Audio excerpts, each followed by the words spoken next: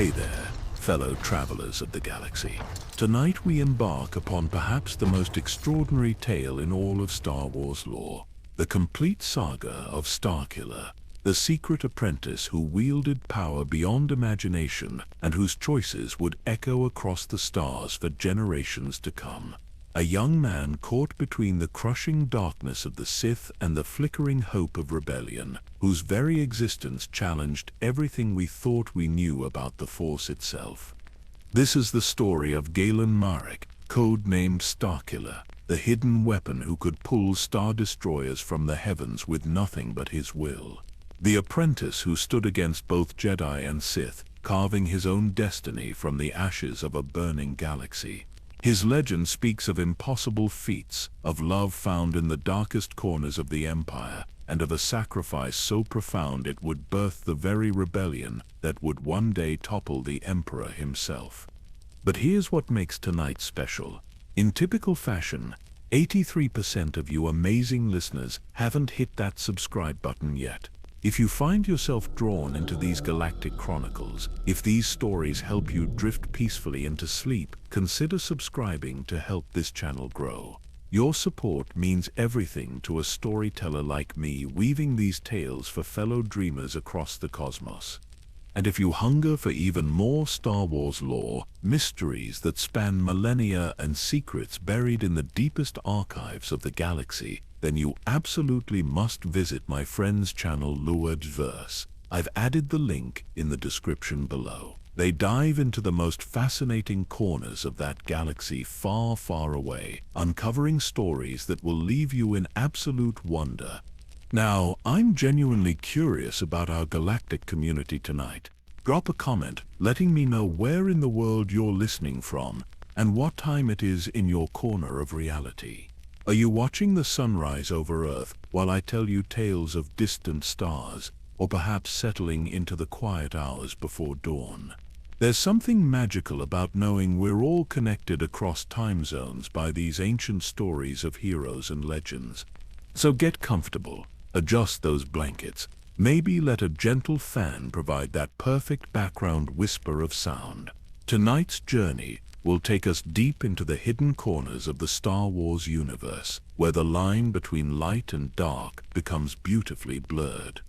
Picture this moment, if you will, a massive Imperial Star Destroyer, one of those impossibly huge wedges of metal and menace that strike terror into entire star systems, suddenly begins to shake, not from weapons fire or engine failure, but from something far more terrifying. Far below on the surface of a dying world, a single figure stands with his arms raised toward the heavens. The very air around him crackles with purple lightning as he reaches out through the Force, grasping that kilometer-long warship as if it were merely a child's toy.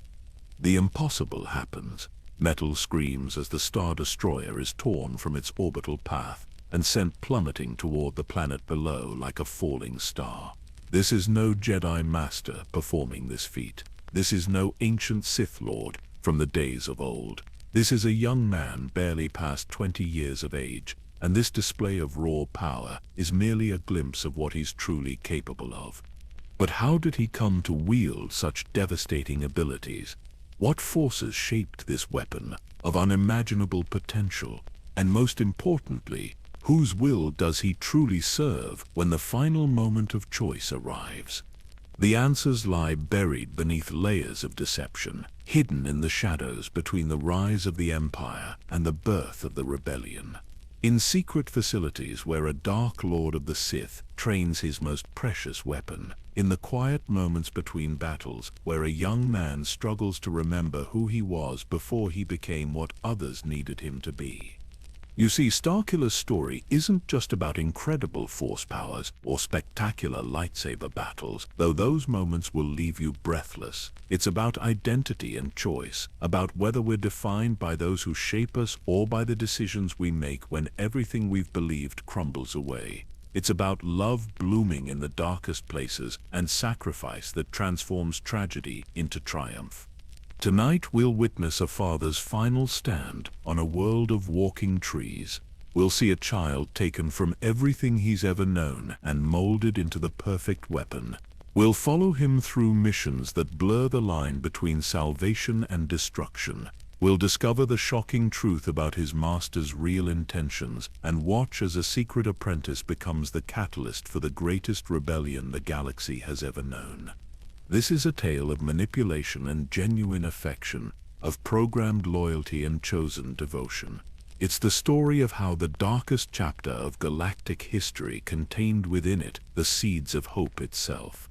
And it begins, as so many legends do, with the end of one world and the forging of a weapon from the innocent heart of a child. So settle in, fellow dreamers. Let the weight of your day fall away as we journey together into that galaxy of endless stars and infinite possibilities. Tonight, we discover the complete truth about the secret apprentice who changed everything. In the shadow years between the fall of the Republic and the rise of the Rebellion, when the galaxy lay beneath the iron fist of the newly formed Empire, there existed stories that even the most comprehensive Imperial records would never dare to chronicle. These were the years historians would later call the Dark Times, when the very mention of the Jedi brought swift and merciless justice, when hope itself seemed to have been systematically purged from civilized space. It was 19 years before the Battle of Yavin, in those first terrible months following Order 66, that our tale truly begins. The Clone Wars had ended, not with triumph or resolution, but with betrayal so complete that it still echoes through the Force itself. Across 10,000 worlds, Jedi Masters and Padawans alike had fallen to the blaster fire of soldiers they had trusted with their very lives. The survivors could be counted on a single hand, scattered like leaves before a hurricane, hiding in the furthest reaches of known space. But the Empire's hunger for control was not yet satisfied. Having eliminated the Jedi Order, the new regime turned its attention to worlds that had harbored Republic loyalties, worlds where the concept of freedom still whispered through cantinas and marketplaces, worlds like Kashyyyk, the ancient homeworld of the Wookiees, where massive Rosha trees had stood sentinel for millennia, their canopy cities representing everything the Empire despised about alien independence. The invasion of Kashyyyk was not merely a military conquest. It was a statement written in fire and smoke across the galaxy's consciousness. These walking trees that had sheltered countless generations of Wookiees now burned like torches against the night sky, their ancient wood crackling with flames that could be seen from orbit. The smell of burning sap mixed with something far more terrible, the acrid stench of a people's freedom being systematically destroyed. Imperial stormtroopers marched through pathways that had known only peace, their white armor stark against the brown bark of dying giants. AT-AT walkers, those mechanical monsters that would later terrorize rebel forces across the galaxy, crushed sacred groves beneath their massive feet. The sound of their approach was like thunder that never ceased, a mechanical heartbeat of oppression that drove native wildlife fleeing deeper into forests that were themselves under sentence of death. In this hellscape of occupation and resistance, there lived a human man whose presence on Kashyyyk would have puzzled Imperial intelligence had they bothered to investigate thoroughly. His name was Galen Marek, and officially he existed only as a botanist studying the unique ecosystem of the Rosha forests. His research papers, filed dutifully with Imperial science bureaus, detailed the fascinating symbiotic relationships between various plant species and their Wookiee cultivators. But Galen Marek harbored secrets that ran deeper than the root systems he ostensibly studied. In the quiet hours before dawn, when Imperial patrols were changing shifts and the forest held its breath, he would slip away from his modest research station to practice forms that had been old when the Republic was young. His lightsaber, kept hidden beneath carefully arranged scientific equipment, would ignite with a blue glow that painted ancient tree trunks in shades of hope and memory. He was Jedi Knight Galen Marek, survivor of Order 66, and he had chosen exile on Kashyyyk, not for its botanical wonders, but because the Force itself had guided him here. In his meditations he had seen glimpses of a future where his presence on this world would matter in ways he could not yet comprehend. So he waited and he watched, and he raised his son in the ways of peace even as war consumed the galaxy around them. His son Galen Marek was 7 years old when the Empire came to burn their world, a boy whose connection to the Force blazed so brightly that his father spent sleepless nights wondering if such power could ever be truly hidden. Even at that tender age, Galen could sense the emotions of creatures throughout the forest. He knew when the great Catan cats were hunting, could feel the deep contentment of Wookiee younglings playing in the canopy cities high above. Most disturbing of all, he could sense the cold emptiness that surrounded the Imperial forces like a void in the living Force itself. On the day that would change everything, father and son were deep in the forest, practicing basic Force techniques disguised as games of imagination. Kento watched with mixed pride and worry as young Galen lifted fallen logs with casual gestures, his small face scrunched in concentration that should have been impossible for a child his age. The boy's raw power was undeniable, but it was his compassion that truly marked him as Jedi material. When they encountered wounded animals fleeing Imperial patrols, Galen would insist on healing them, his tiny hands glowing with the warm light of the Force. They were so focused on their lesson that neither sensed the approach of death itself. Lord Darth Vader, Dark Lord of the Sith, and enforcer of the Emperor's will, had come to Kashyyyk personally to oversee the final pacification of Wookiee resistance. His presence was like a wound in reality, a darkness so profound that it made sensitive creatures flee for kilometers in every direction. But Vader was not on Kashyyyk merely to crush alien rebels. Imperial intelligence had detected anomalous readings in this sector, Force disturbances that suggested the presence of a surviving Jedi. The hunt that followed was swift and terrible.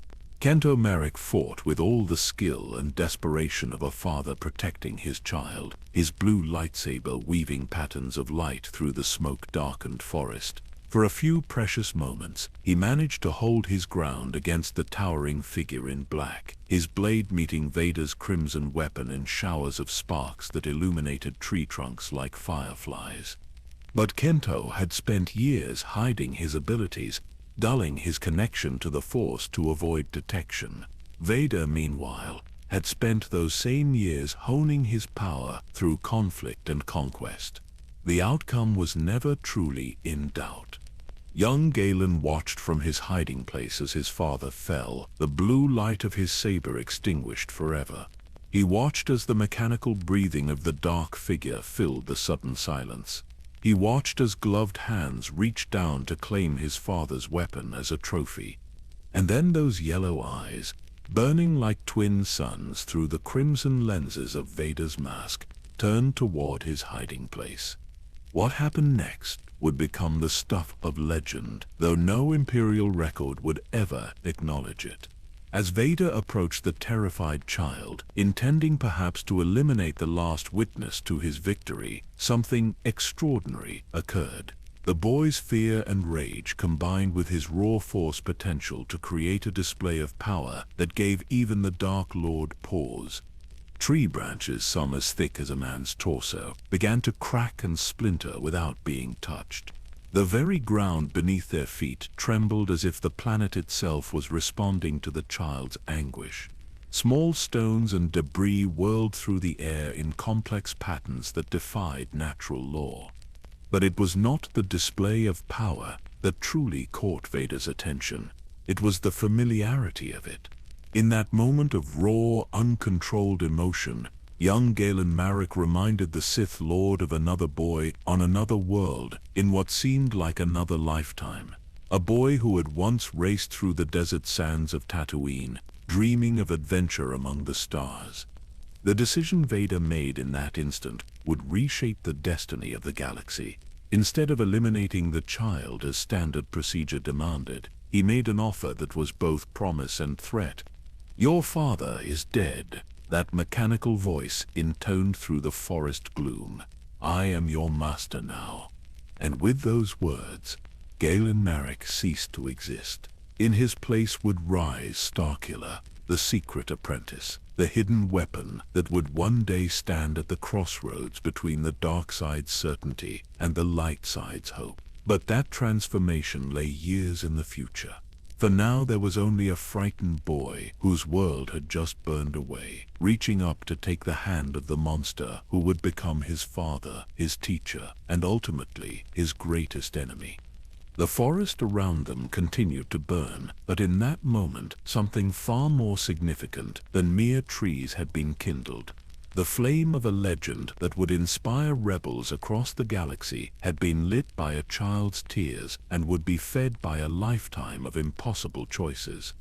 The years that followed Kashyyyk transformed young Galen Marek into something the galaxy had never seen before. Hidden away in the deepest reaches of space, aboard facilities so secret that even Imperial intelligence had no record of their existence, Vader began the delicate process of forging his ultimate weapon. The training began immediately. Though it bore no resemblance to the gentle guidance Jedi Masters traditionally offered their Padawans, where the Jedi taught patience and reflection, Vader demanded instant results. Where ancient teachings spoke of harmony with the Force, the Dark Lord insisted on dominance over it. The boy who had once healed wounded creatures in the forests of Kashyyyk was systematically conditioned to see compassion as weakness, mercy as failure. Yet something within Galen resisted complete transformation. Perhaps it was his father's influence, those early years of kindness and wonder that had shaped his fundamental nature. Or perhaps it was the Force itself, working in ways that neither master nor apprentice could fully comprehend. Whatever the cause, the boy retained fragments of his original self, buried deep beneath layers of Sith conditioning, but never entirely extinguished.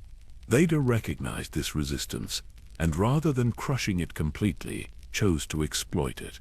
He understood that pure darkness, while powerful, lacked the complexity necessary for his long-term plans. A weapon capable of independent thought, of making difficult choices under pressure, would serve him far better than a mindless automaton.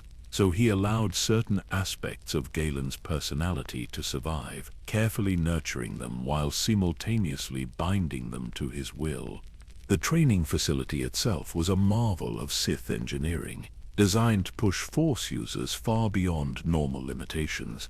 Holographic training chambers could recreate any environment, any opponent, any scenario that Vader's twisted imagination could conceive. Here, young Galen faced simulated Jedi Masters, learning to counter their techniques through raw aggression and overwhelming power. He battled creatures from 100 worlds, mastering forms of combat that combined lightsaber artistry with devastating Force abilities.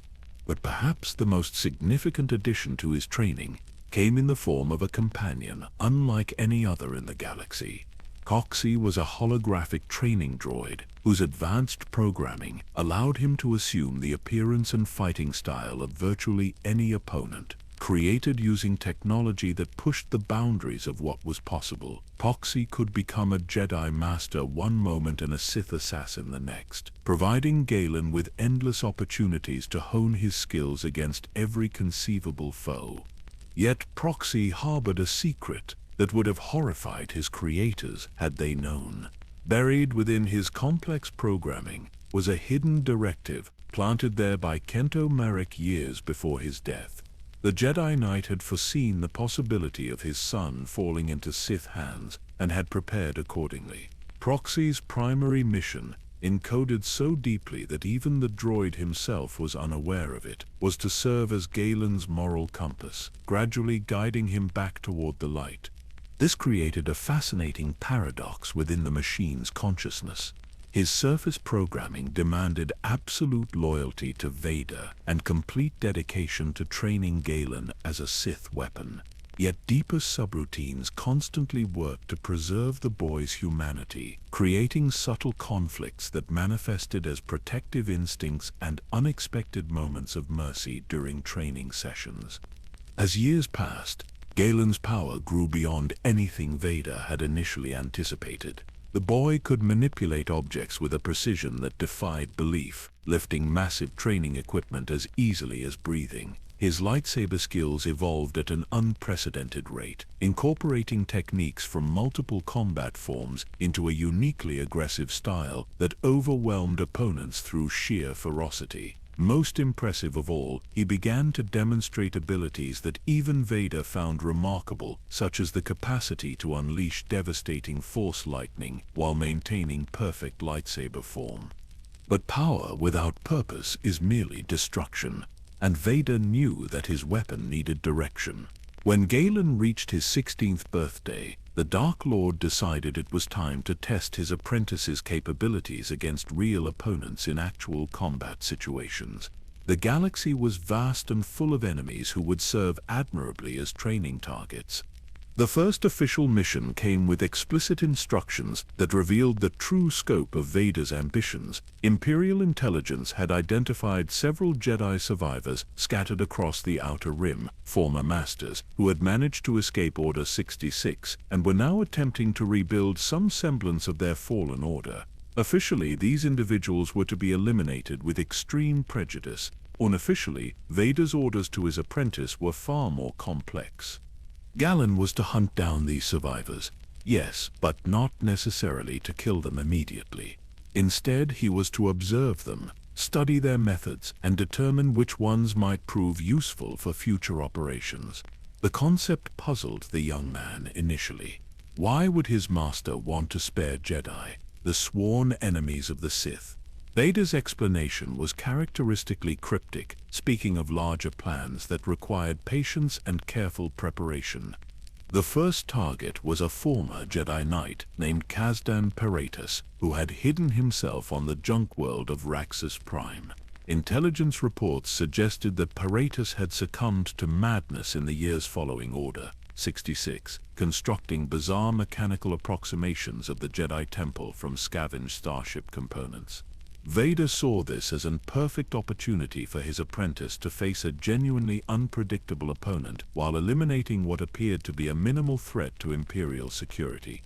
Galen approached the mission with a mixture of excitement and trepidation. Years of training against holographic opponents had prepared him technically for real combat, but nothing could truly simulate the weight of taking another being's life. As his personal starship, the Rogue Shadow, emerged from hyperspace above Raxus Prime, he found himself questioning aspects of his training that had never troubled him before. The planet itself was a monument to galactic waste, its surface covered by towering mountains of discarded technology from across the galaxy. Ancient starships served as foundations for newer layers of debris, creating a landscape that shifted constantly as salvage crews worked to extract valuable components from the endless mechanical graveyard. The air itself was thick with metallic particles and chemical vapors that made breathing difficult for most species. Somewhere within this technological wasteland, a broken Jedi Master had built his refuge from reality. And somewhere else, watching from the shadows of hyperspace, Darth Vader monitored his apprentice's first steps into a larger world of violence and moral complexity.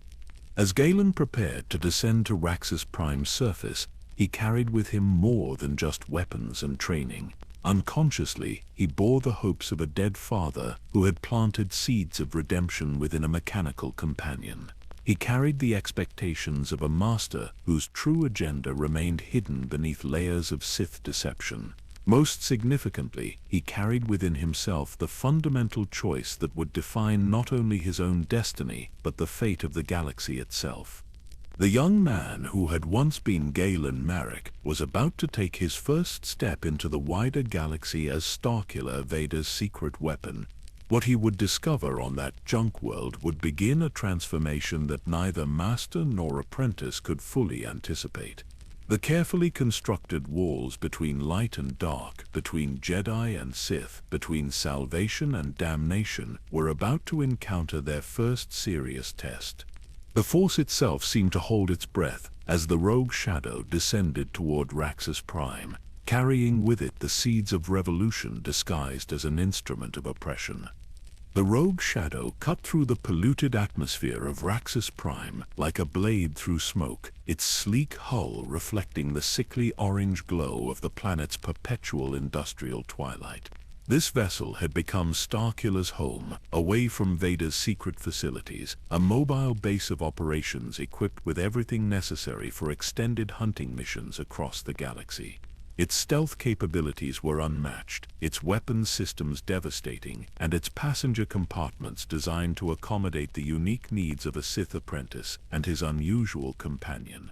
Captain Juno Eclipse had been assigned to pilot the rogue shadow, though she knew virtually nothing about her true passenger's identity or mission parameters.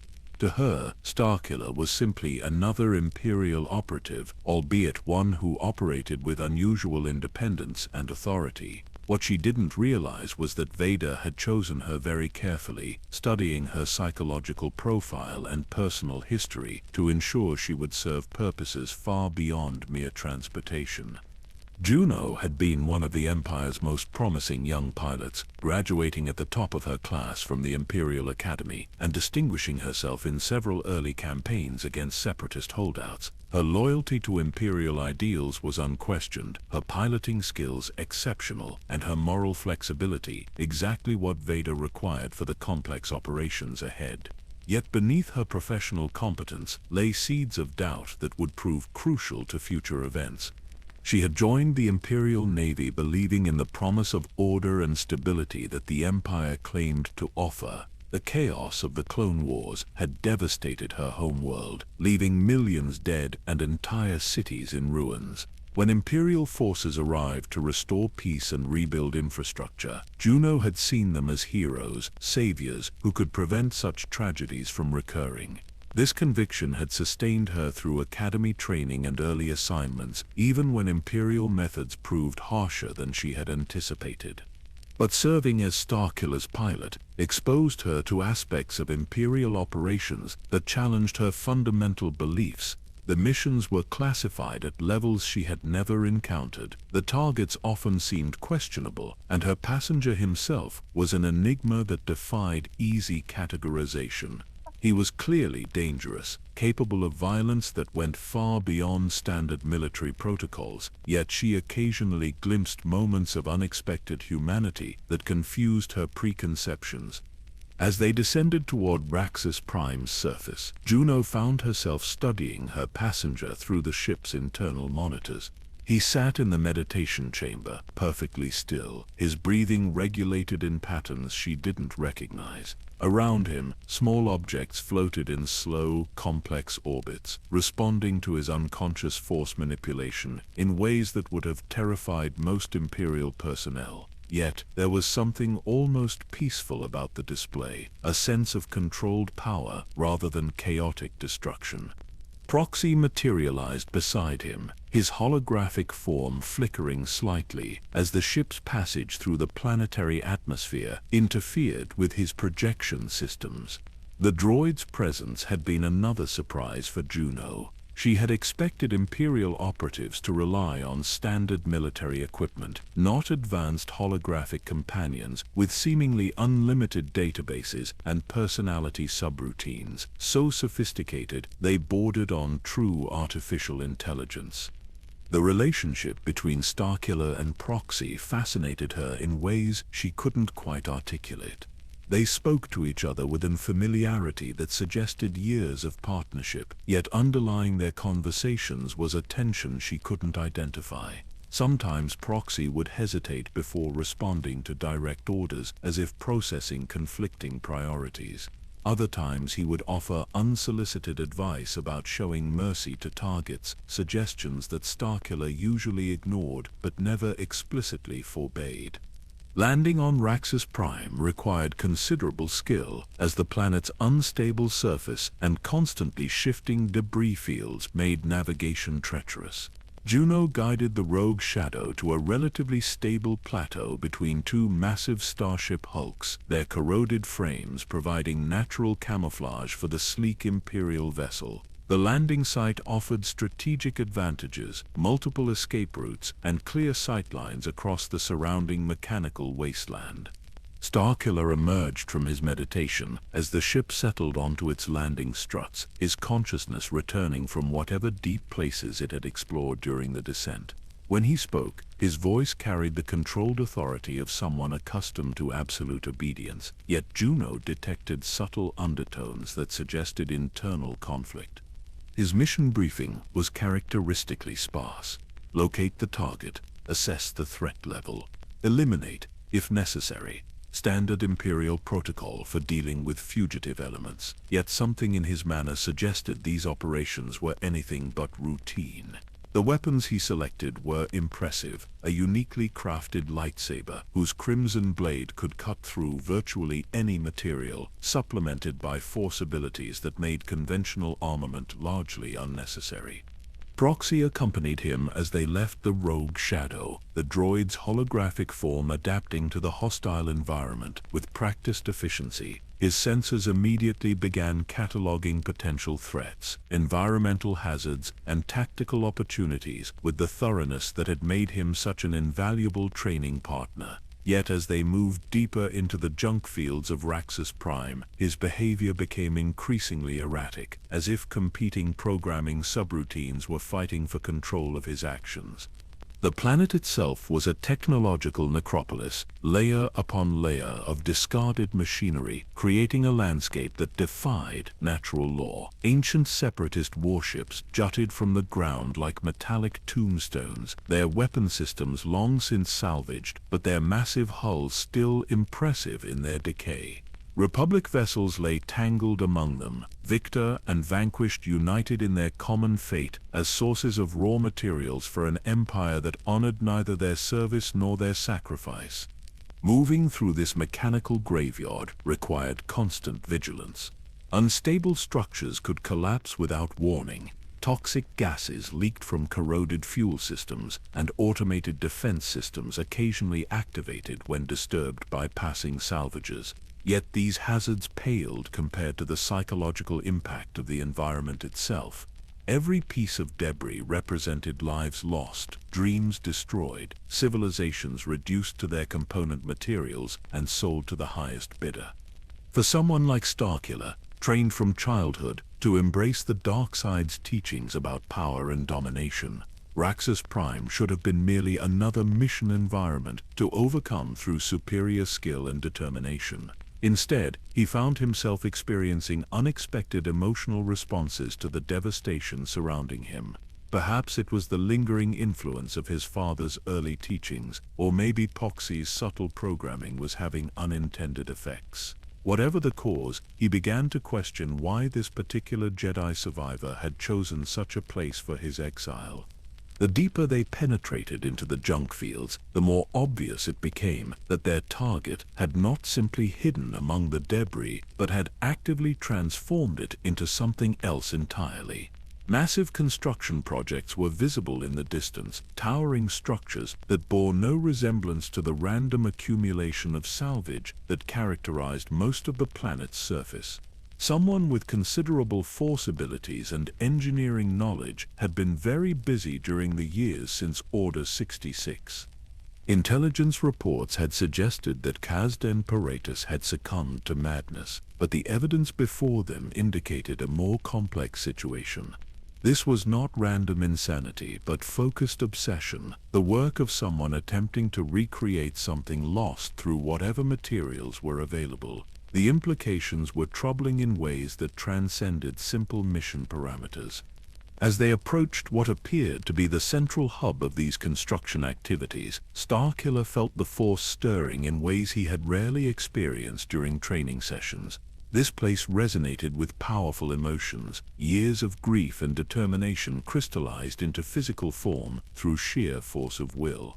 Whatever they were about to encounter would test more than his combat skills. It would challenge his understanding of what it truly meant to fall to the dark side, and whether redemption was possible even in the most unlikely circumstances. What Starkiller discovered at the heart of Raxus Prime defied every expectation he had formed about Jedi survivors and their methods of coping with the destruction of their order. Rising from the mechanical wasteland, like some impossible vision, was a perfect replica of the Jedi Temple on Coruscant, constructed entirely from salvaged starship components and held together through continuous force manipulation. The scale of the achievement was staggering.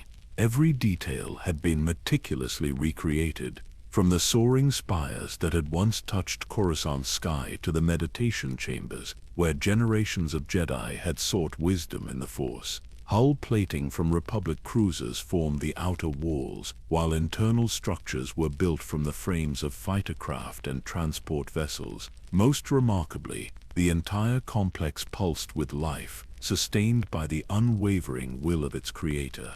Kasdan Paratus had not simply built a monument to his fallen order. He had attempted to resurrect it through pure devotion, creating not just a physical replica, but a functional temple where the traditions of the Jedi might continue, despite the Empire's best efforts to erase them from galactic memory.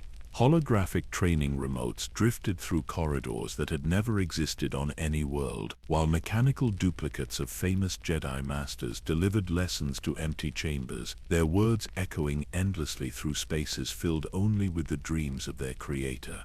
The Alina Jedi himself was a marvel of desperate ingenuity. His small reptilian form moved with surprising grace through his mechanical temple, 6 additional limbs constructed from salvaged droid parts, extending his reach and allowing him to work on multiple projects simultaneously. Years of isolation had clearly taken their toll on his sanity, but his dedication to preserving Jedi knowledge remained absolute. He spoke constantly to his mechanical recreations of fallen masters, engaging in complex philosophical discussions with constructs that existed only in his imagination.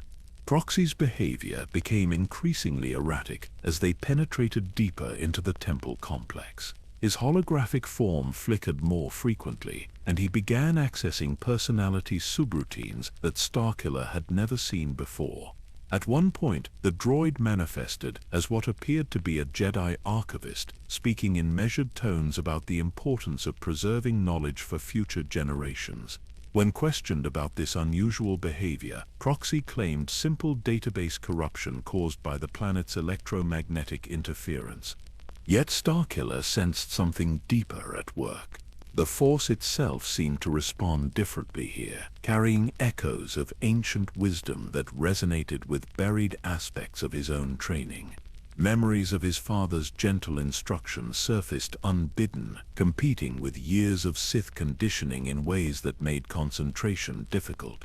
For the first time since Kashyyyk, he found himself questioning not just his methods but his fundamental understanding of what the Force truly represented. The confrontation with Paratus revealed the complex nature of Jedi survival in the post-Order 66 galaxy. The Alina Master fought with desperate fury, wielding multiple lightsabers through his combination of organic and mechanical limbs. His combat style was unlike anything in the Jedi archives, a frenzied adaptation born of years spent battling hallucinated enemies and real salvage droids alike. Yet beneath the apparent madness lay genuine skill and an unshakable commitment to Jedi principles. What struck Starkiller most powerfully was Paratus's reaction to his presence. Rather than simple fear or hatred, the Jedi Master showed genuine concern for what he perceived as a young person who had been corrupted by Sith teaching. Even while defending his temple against attack, Paratus attempted to reason with his opponent, offering wisdom about the seductive nature of the dark side and the possibility of redemption for those willing to seek it. The battle itself was spectacular and tragic. Paratus used his intimate knowledge of the temple's layout to maximum advantage, activating hidden defenses and mechanical guardians that he had spent years perfecting. Training remotes became weapons, holographic projectors created false targets, and the very structure of the building shifted to impede Starkiller's advance. It was a masterclass in using environment and preparation to offset superior raw power. But ultimately, years of isolation and mechanical augmentation could not overcome the systematic training and overwhelming force abilities that Vader had cultivated in his secret apprentice. Starkiller's lightsaber technique, honed through countless hours against Proxy's most challenging programs, proved capable of adapting to Paratus's unusual fighting style. More significantly, his mastery of force powers allowed him to turn the Jedi's own temple against him, collapsing sections of carefully constructed corridors and overwhelming the automated defenses through sheer destructive force. The moment of victory brought unexpected complications. As Paratus lay dying among the wreckage of his life's work, he spoke not of revenge or hatred but of hope. He had sensed something in his killer, he claimed, a spark of light that even years of Sith training had not entirely extinguished. With his final breath, he offered forgiveness and encouraged Starkiller to remember that choices made in darkness could still be redeemed through actions taken in light. Proxy's reaction to Paratus's death was perhaps even more disturbing than the battle itself. The droid's holographic form manifested aspects of Jedi Masters that should not have existed in his databases, speaking in voices that seemed to come from somewhere beyond his programming. For several minutes, he appeared to be conducting conversations with beings that only he could perceive, his responses suggesting dialogue about duty, sacrifice, and the preservation of hope in desperate circumstances.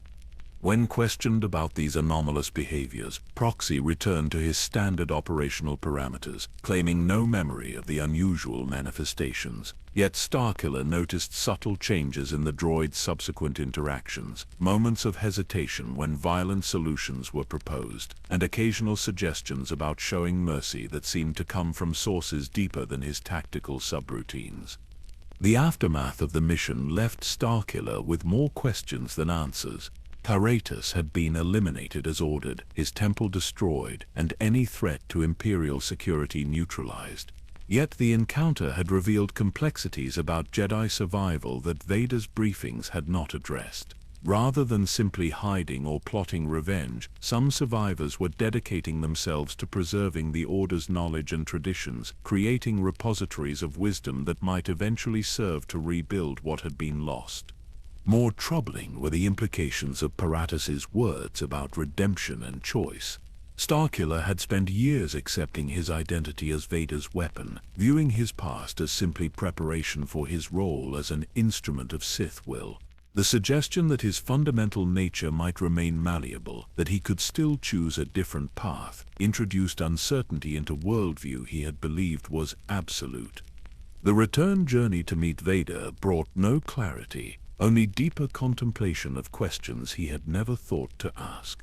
The Force continued to carry unusual resonances, as if his encounter with Paratus had awakened sensitivities that years of dark side training had suppressed. Dreams became more vivid, often featuring his father, and memories of Kashyyyk that felt more like guidance than simple nostalgia. Proxy's behavior remained subtly altered, though in ways so gradual that Starkiller might have missed them without the heightened awareness that followed their temple encounter. The droid's training programs became marginally less lethal, his tactical advice occasionally emphasized capture over killing, and his personality subroutines seemed to access emotional responses that suggested something approaching genuine concern for his master's well-being.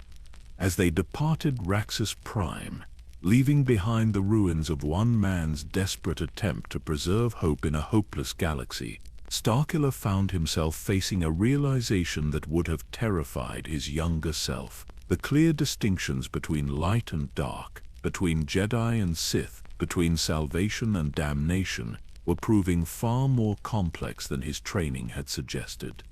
The mission had been successful by every measurable standard.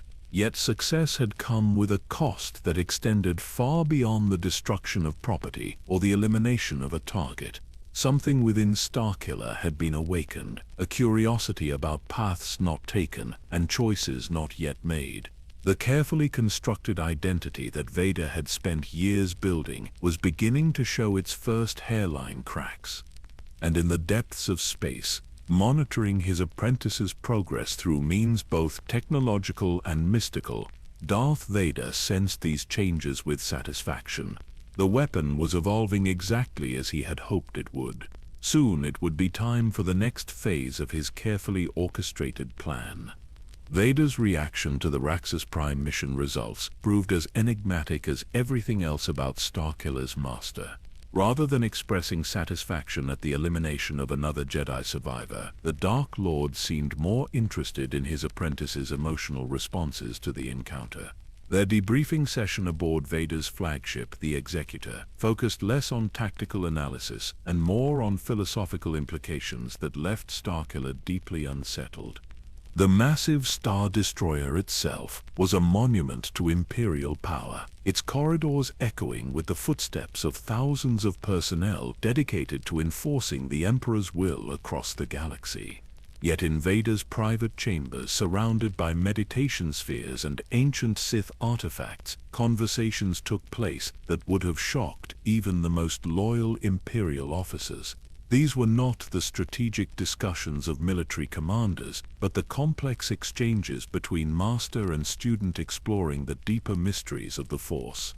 Vader spoke at length about the nature of Jedi survivors and their psychological states following Order 66. Most, he explained, had responded to trauma in predictable ways.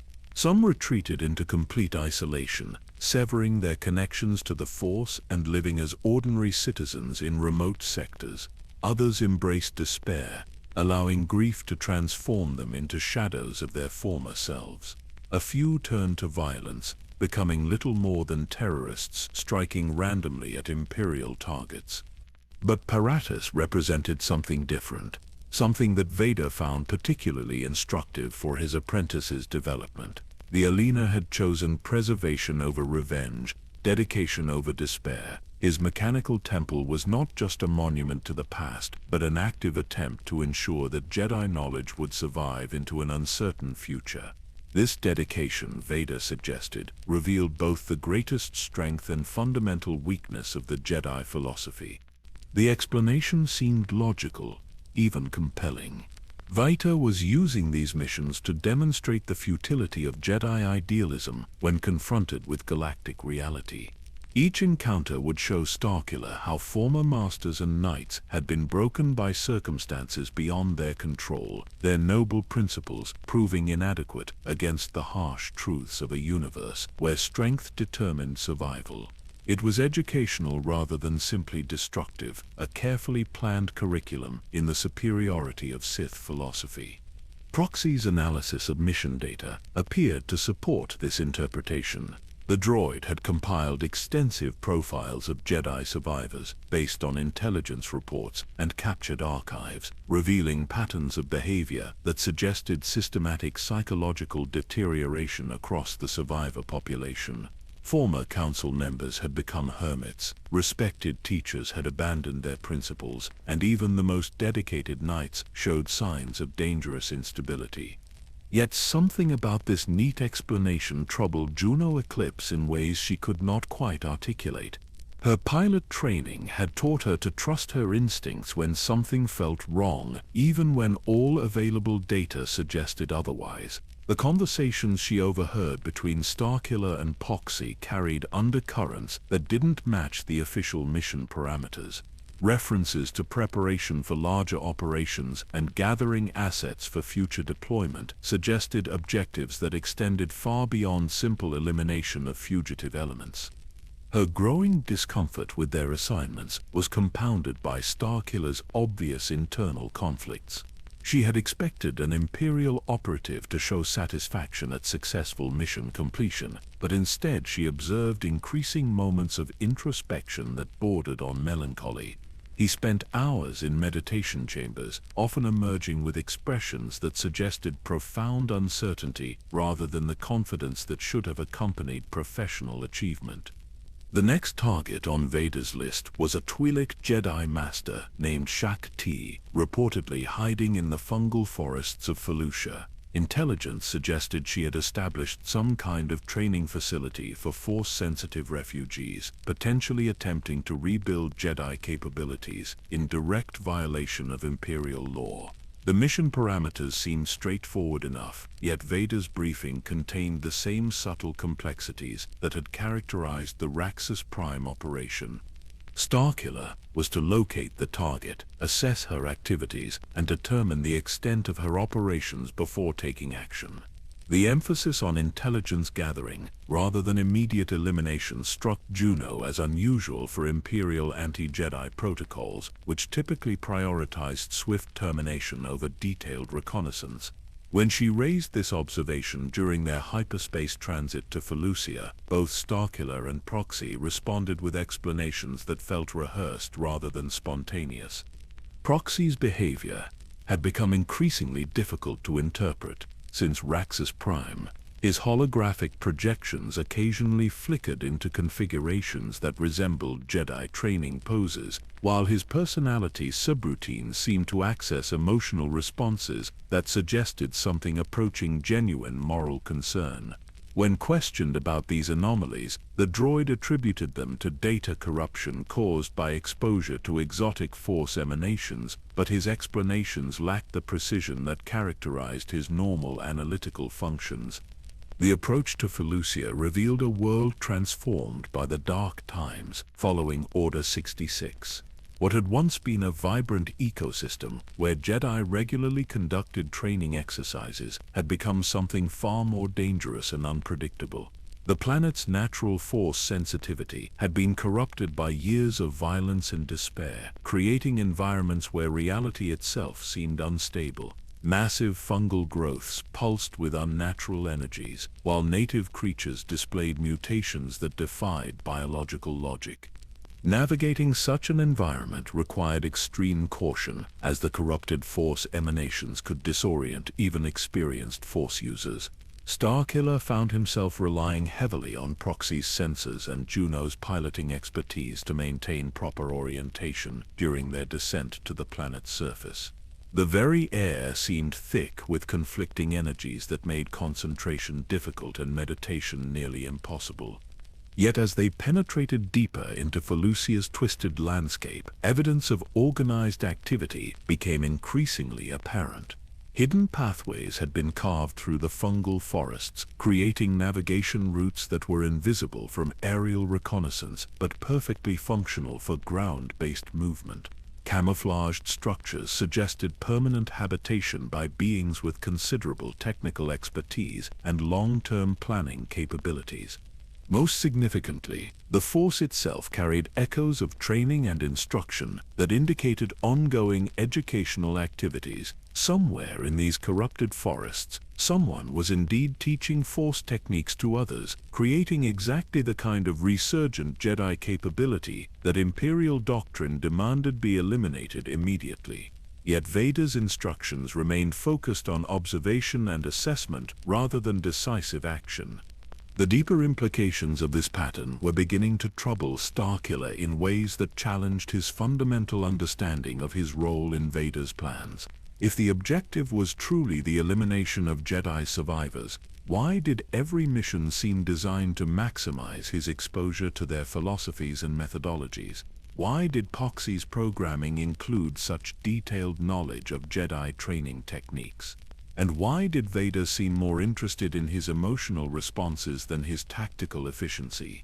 These questions created an intellectual framework that supported disturbing conclusions about the true nature of his missions. Perhaps Vader was not simply hunting Jedi survivors, but studying them, learning from their methods, and adapting their techniques for purposes that remained hidden.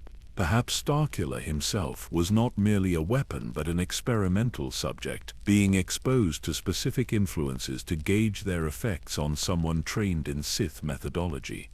The possibility that he was being manipulated on levels he had never suspected created a profound sense of uncertainty that affected every aspect of his performance. Combat techniques that had seemed instinctive began to feel mechanical, while Force abilities that had once flowed naturally required conscious effort to maintain. Most troubling of all, memories of his father's teaching seemed to carry more weight than they had in years, creating emotional resonances that competed with his Sith conditioning. As they prepared to locate Kashyyyk hidden facility, Starkiller found himself facing questions that threatened the very foundations of his identity. The clear certainties that had sustained him through years of training were beginning to blur, replaced by complexities that suggested his understanding of his own purpose might be fundamentally flawed.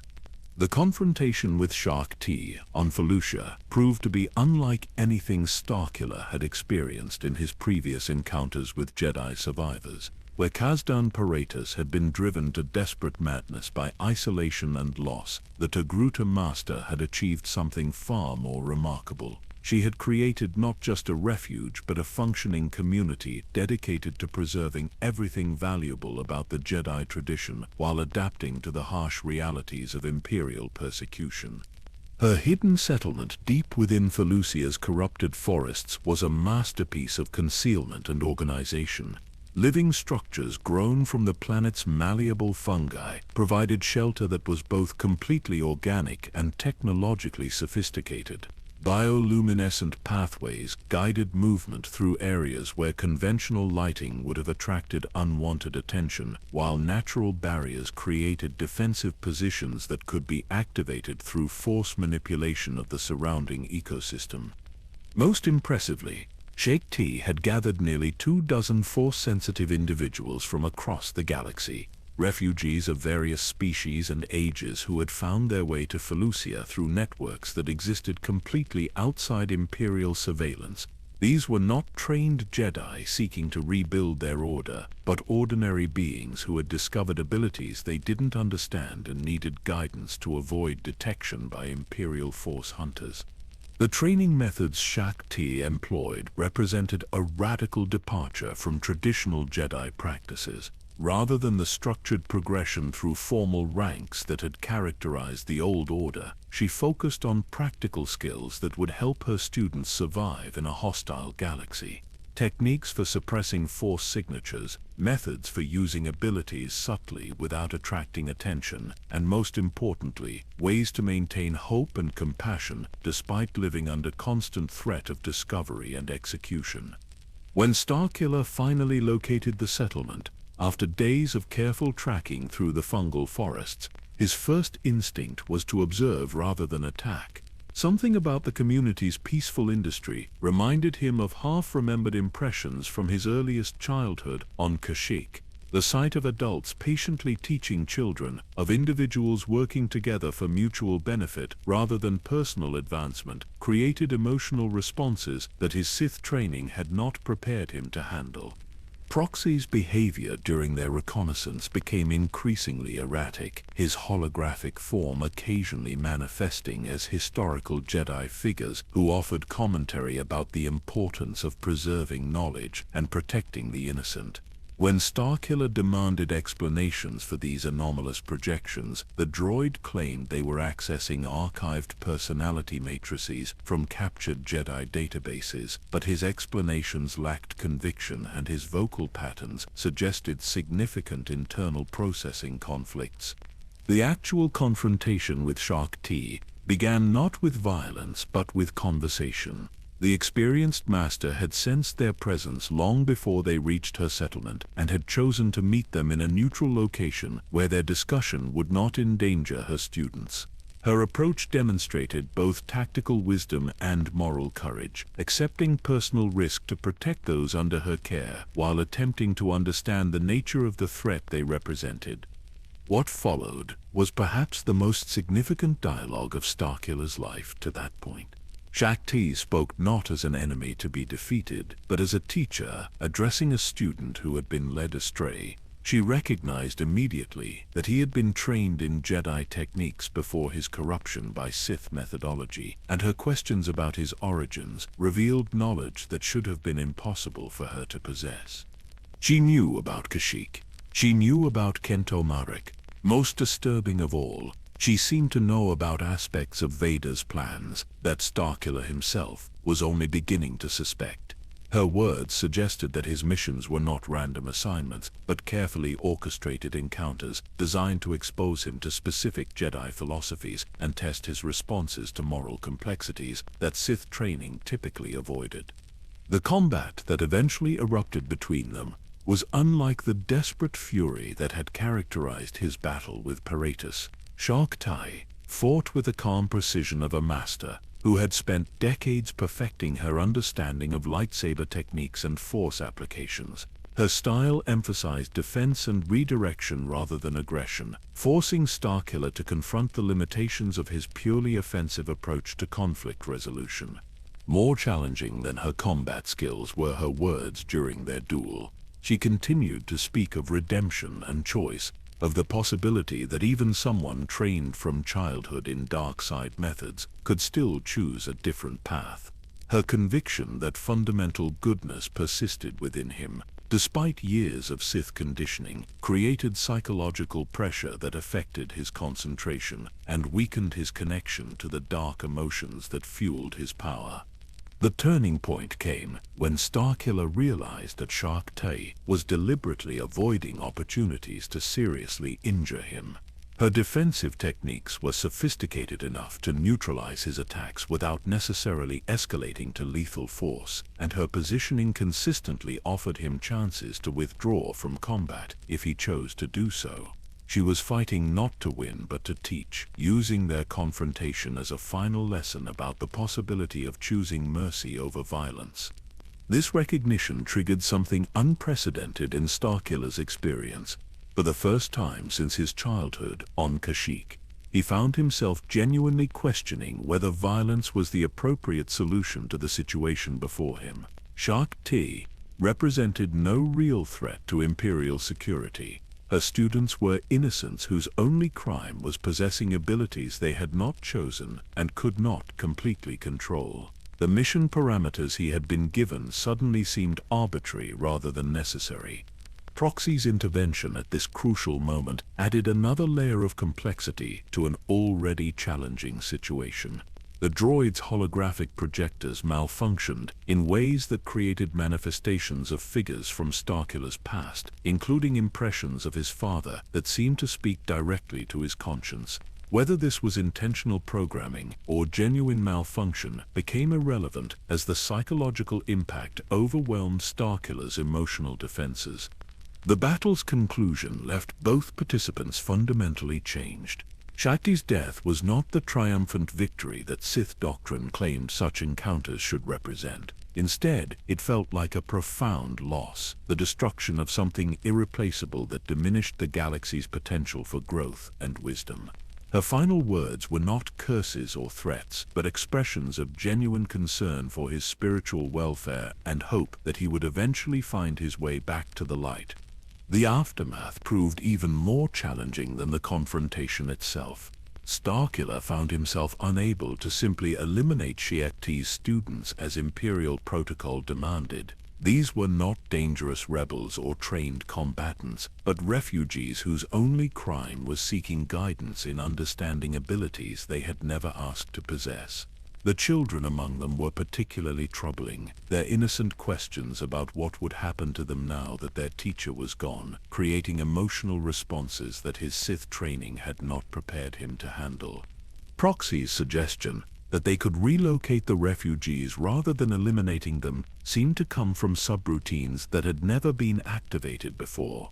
The droid's analysis of transportation options and potential sanctuary worlds demonstrated planning capabilities that suggested preparation for exactly this kind of scenario. When questioned about the source of these contingency plans, Proxy claimed they were standard Imperial relocation protocols, but the specificity of his knowledge suggested far more targeted preparation. The decision to spare Kashyyyk's students and arrange for their covert evacuation to safer worlds represented Starkiller's first conscious deviation from explicit mission parameters. Officially, he reported the settlement's elimination and the neutralization of all threats to Imperial security. Unofficially, he spent the following weeks ensuring that nearly 24 Force-sensitive individuals disappeared into the galactic underground with resources and contacts that would help them build new lives far from Imperial attention. The psychological impact of these choices created fundamental changes in Starkiller's relationship with his own identity and purpose.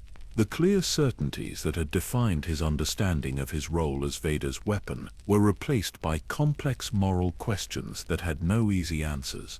The possibility that his mission served purposes beyond simple elimination of Jedi survivors became increasingly difficult to ignore, while the growing evidence of Coxey's hidden programming suggested that his entire support system might be far more complex than he had realized. During the hyperspace journey back to report his mission results, Starkiller found himself experiencing meditative states that felt more like his father's gentle teachings than Vader's aggressive instruction.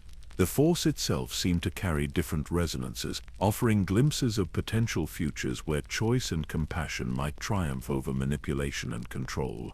These visions were fragmentary and often contradictory, but their emotional impact was profound enough to suggest that his fundamental connection to the Force was evolving in ways that transcended his Sith training.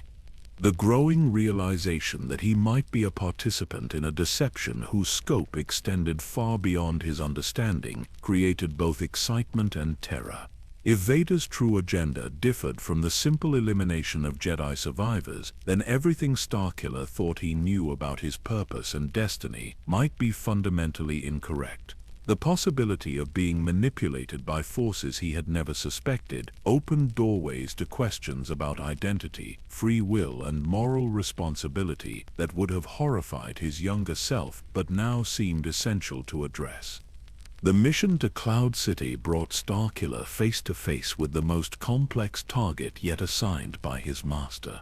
General Ram Kota was not a broken hermit like Paratus or a hidden teacher like Shakti, but an active military commander who had spent the years since Order 66 building a private army dedicated to striking directly at Imperial installations across the galaxy. His operations had become so effective that they were drawing attention from the highest levels of Imperial command, making his elimination a priority that extended far beyond Vader's personal agenda. Kota's approach to survival represented everything the Empire feared most about Jedi persistence. Rather than hiding or attempting to preserve knowledge for future generations, he had chosen to weaponize his abilities in service of direct resistance to Imperial rule. His forces consisted primarily of clone troopers who had refused to execute Order 66, supplemented by alien species whose worlds had suffered under Imperial occupation and individual humans whose families had been destroyed by the new regime's policies. The intelligence profile of Kota's organization revealed sophisticated military planning that went far beyond simple terrorism or random attacks. His targets were carefully selected to maximize damage to Imperial infrastructure while minimizing civilian casualties, demonstrating both tactical brilliance and moral restraint that set his operations apart from other resistance movements.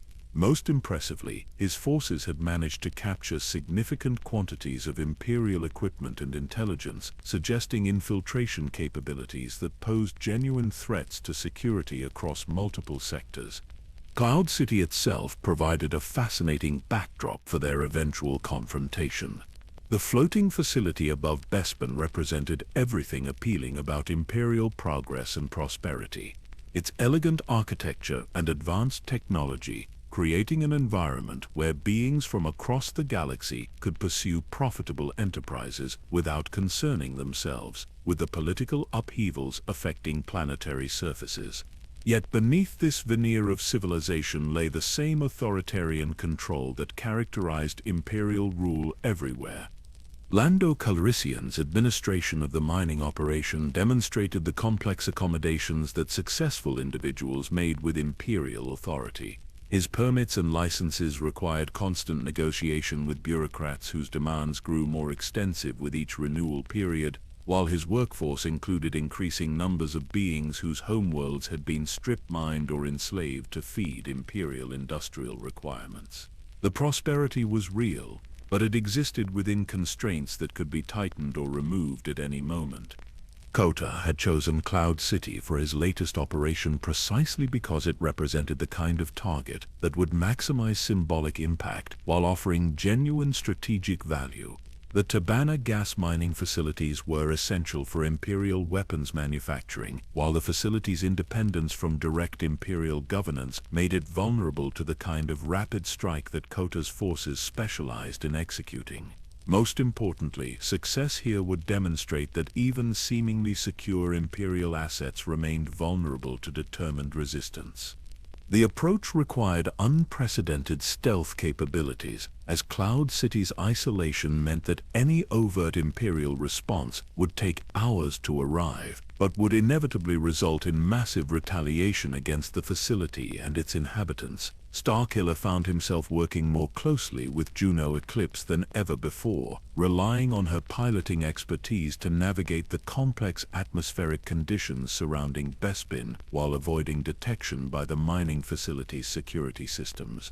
Juno's growing involvement in mission planning had revealed capabilities that extended far beyond simple transportation services. Her academy training included advanced courses in military engineering and strategic analysis, while her service record demonstrated innovative thinking that had resolved several complex logistical challenges during her previous assignments. Most significantly, her questions about mission objectives had evolved from simple curiosity to sophisticated analysis that suggested she was beginning to understand the deeper implications of their activities.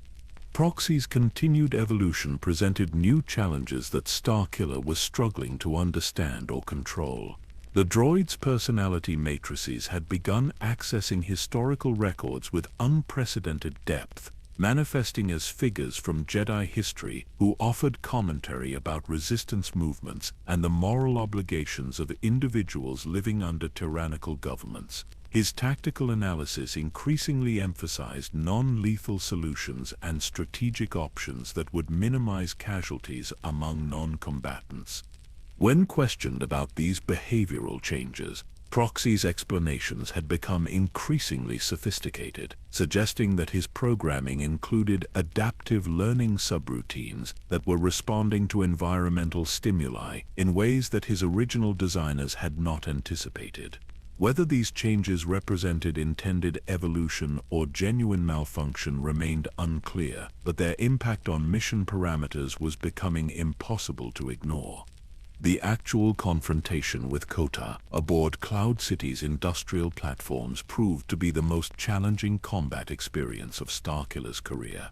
The Jedi General fought with the controlled aggression of someone who had spent years perfecting military applications of Force techniques, combining traditional lightsaber skills with tactical innovations that reflected his extensive battlefield experience.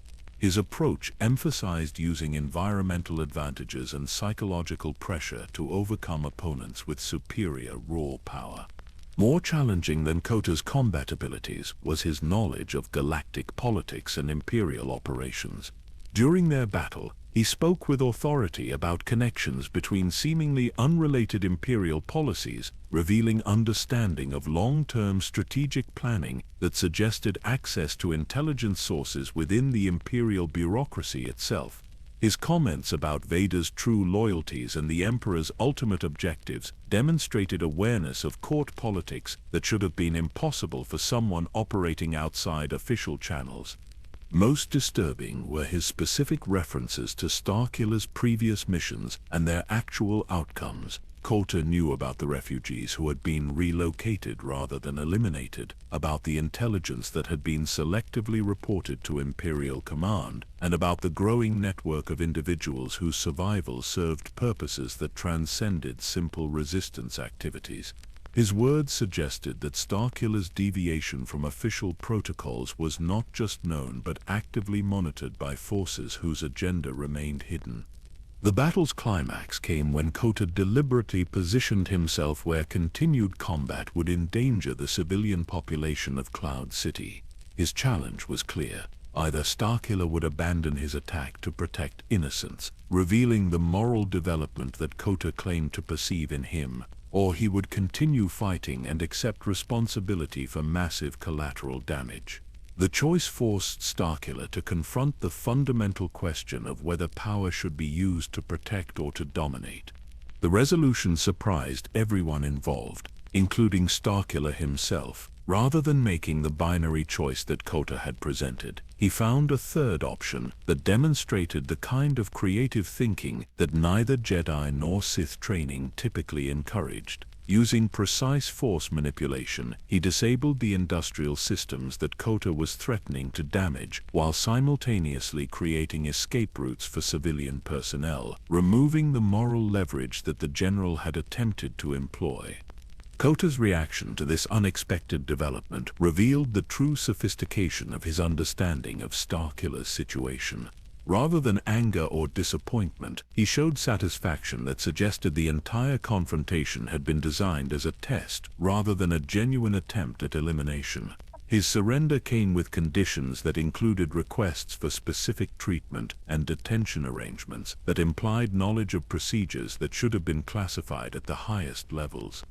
The aftermath of the Cloud City mission created new complications that extended far beyond simple mission completion. Kota's capture rather than elimination required explanations to Imperial Command that tested Starkiller's ability to provide convincing justifications for decisions that increasingly deviated from standard protocols. His reports emphasized the intelligence value of interrogating a senior resistance leader, but the specificity of his recommendations suggested planning that extended beyond immediate tactical considerations.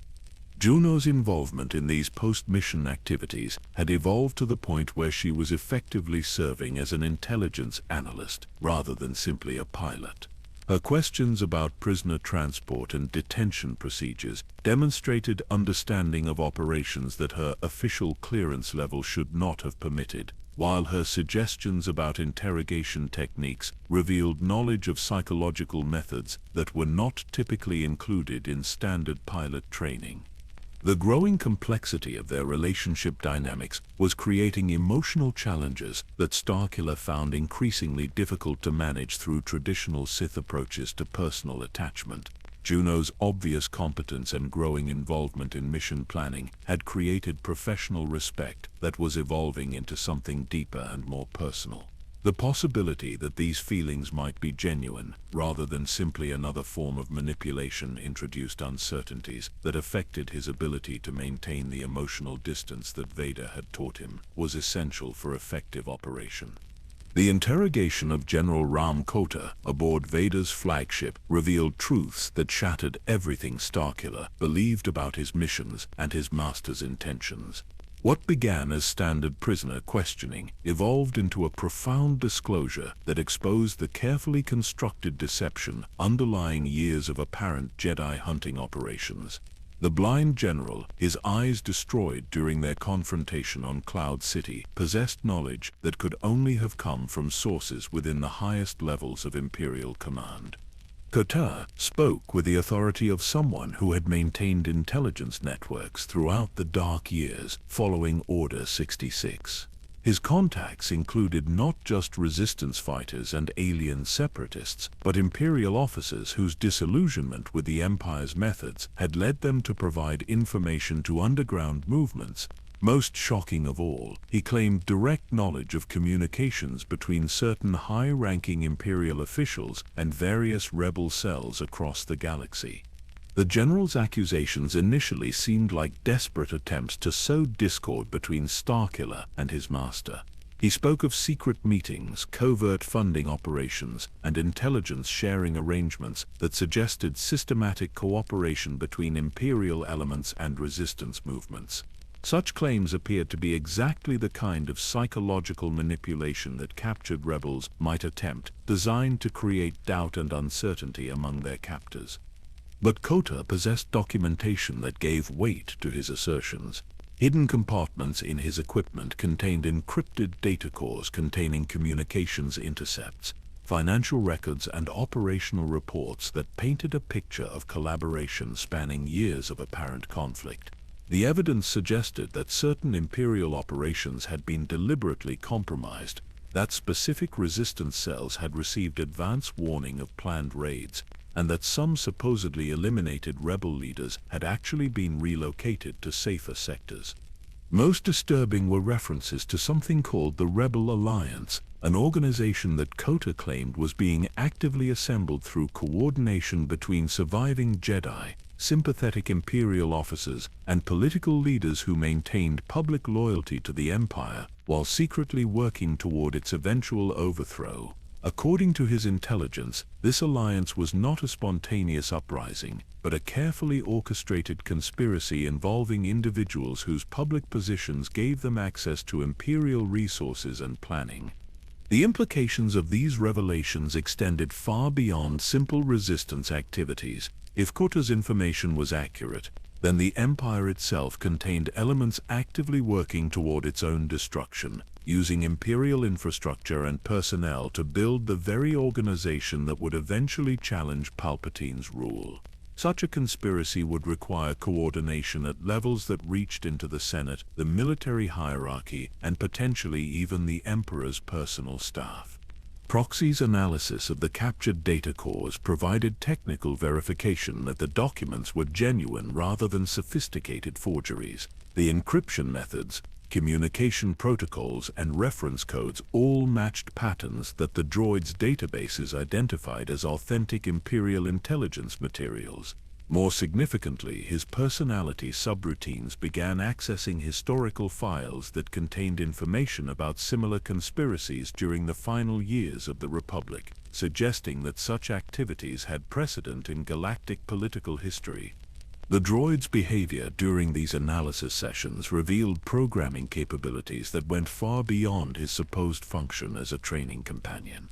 His knowledge of intelligence operations, cryptographic techniques, and political networks demonstrated preparation for exactly this kind of revelation. When questioned about the source of these capabilities, Proxy claimed they were standard features included in advanced training systems, but his explanations lacked the precision that characterized his normal responses. Juno Eclipse's reaction to these developments provided additional confirmation that their operations had involved elements she had not understood at the time. Her pilot training had included courses in military intelligence that allowed her to recognize authentic Imperial communication formats and operational procedures. The captured documents matched patterns she had observed during their missions, explaining discrepancies in their orders that had puzzled her for months. Her growing understanding of the situation created emotional responses that reflected her fundamental beliefs about duty and loyalty. She had joined Imperial service believing in the promise of order and stability that the Empire claimed to represent. The possibility that she had been unknowingly participating in activities that undermined that order challenged her sense of identity in ways that were both liberating and terrifying. The confrontation with Vader about these revelations proved to be the most significant conversation of Starkiller's life.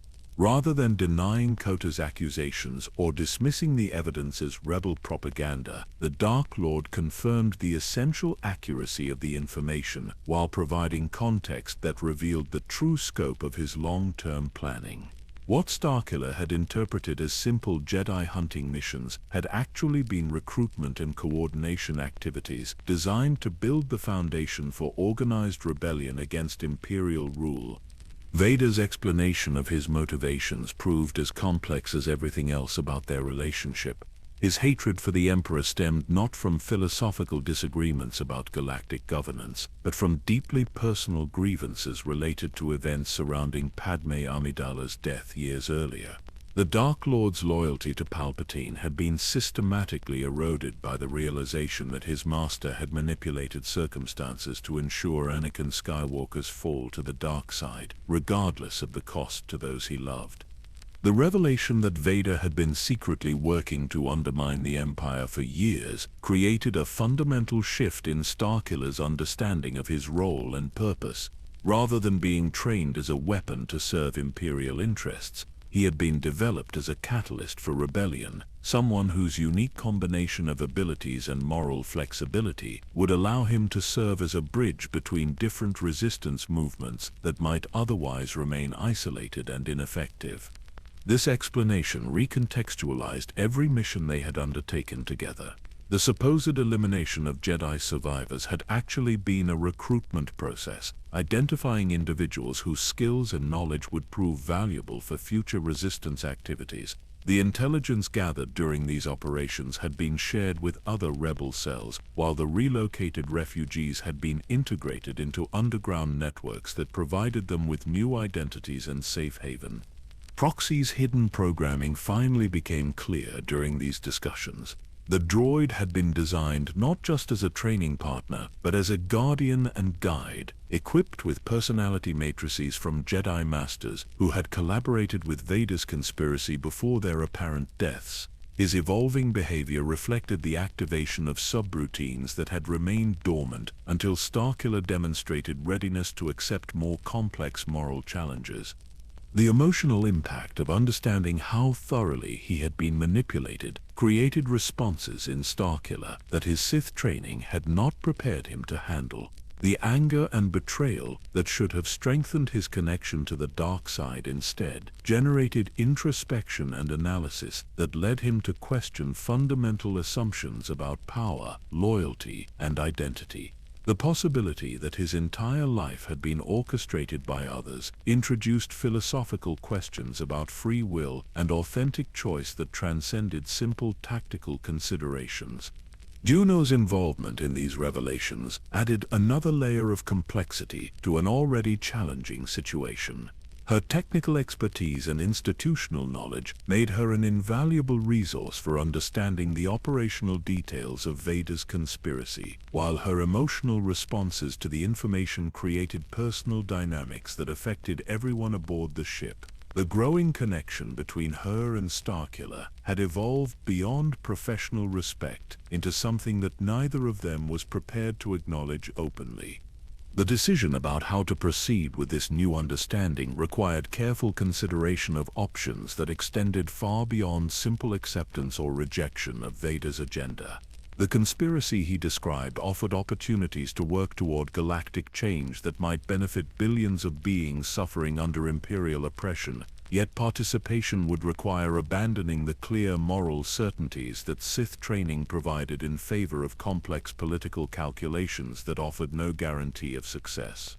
Kota's perspective on these developments proved crucial for understanding the broader implications of Vader's plans.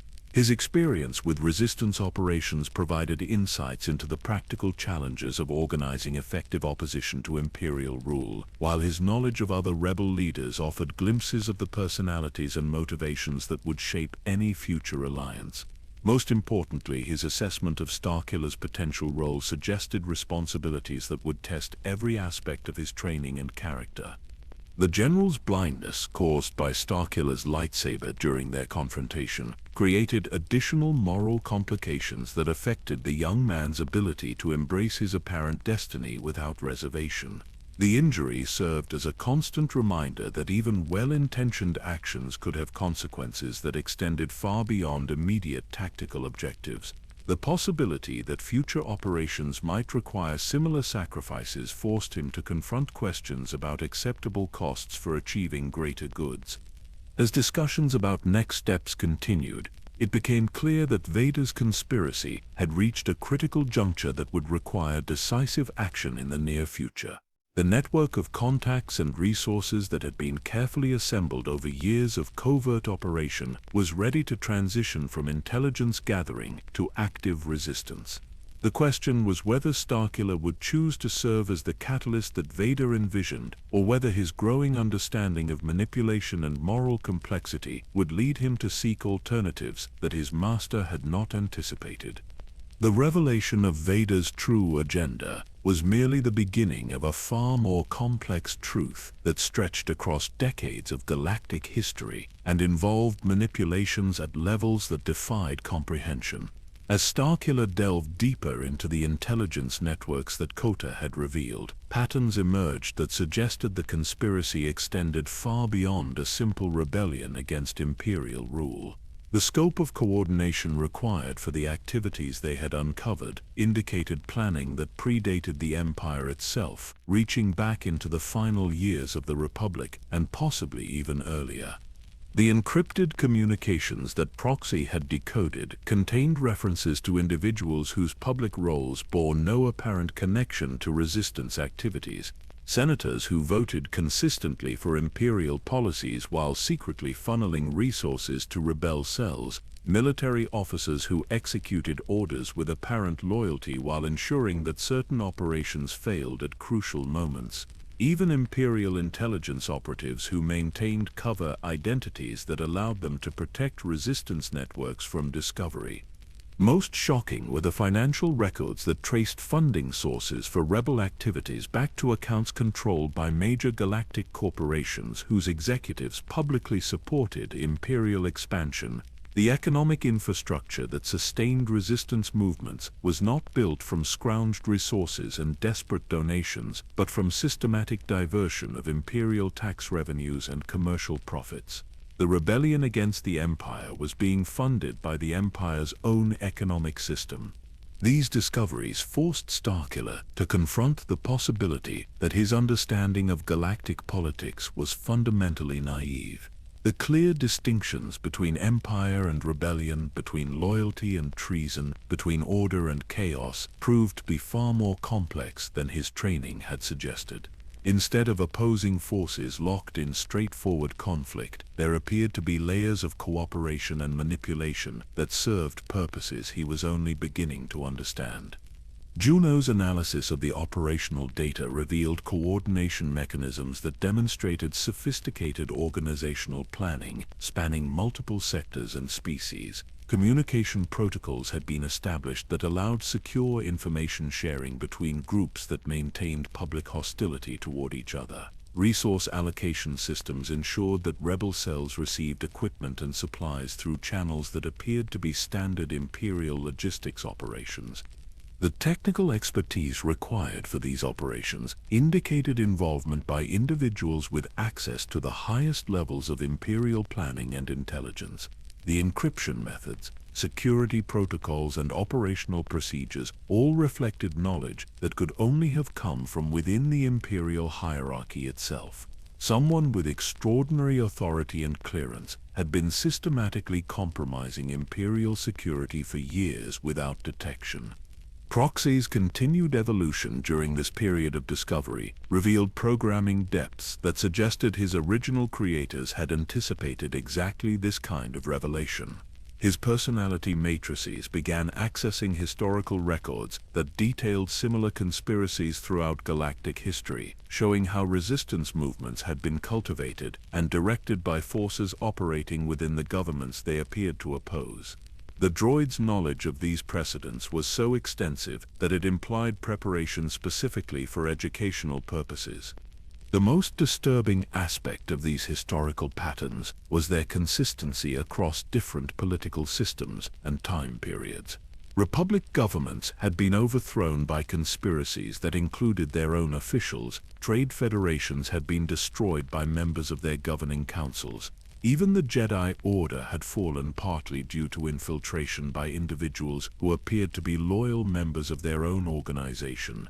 The recurring theme suggested that such betrayals were not anomalies, but standard features of galactic political evolution. Vader's role in these patterns became clearer as more intelligence was analyzed and cross-referenced. His position as the Emperor's enforcer provided him with unparalleled access to Imperial planning and operations, while his public reputation for ruthless efficiency created cover for activities that might otherwise have attracted suspicion. Most importantly, his status as a Sith Lord meant that his loyalty was assumed to be absolute, making him the perfect candidate for organizing systematic betrayal of Imperial interests. The psychological profile that emerged from this analysis revealed a Vader whose motivations extended far beyond simple revenge against Palpatine for past manipulations.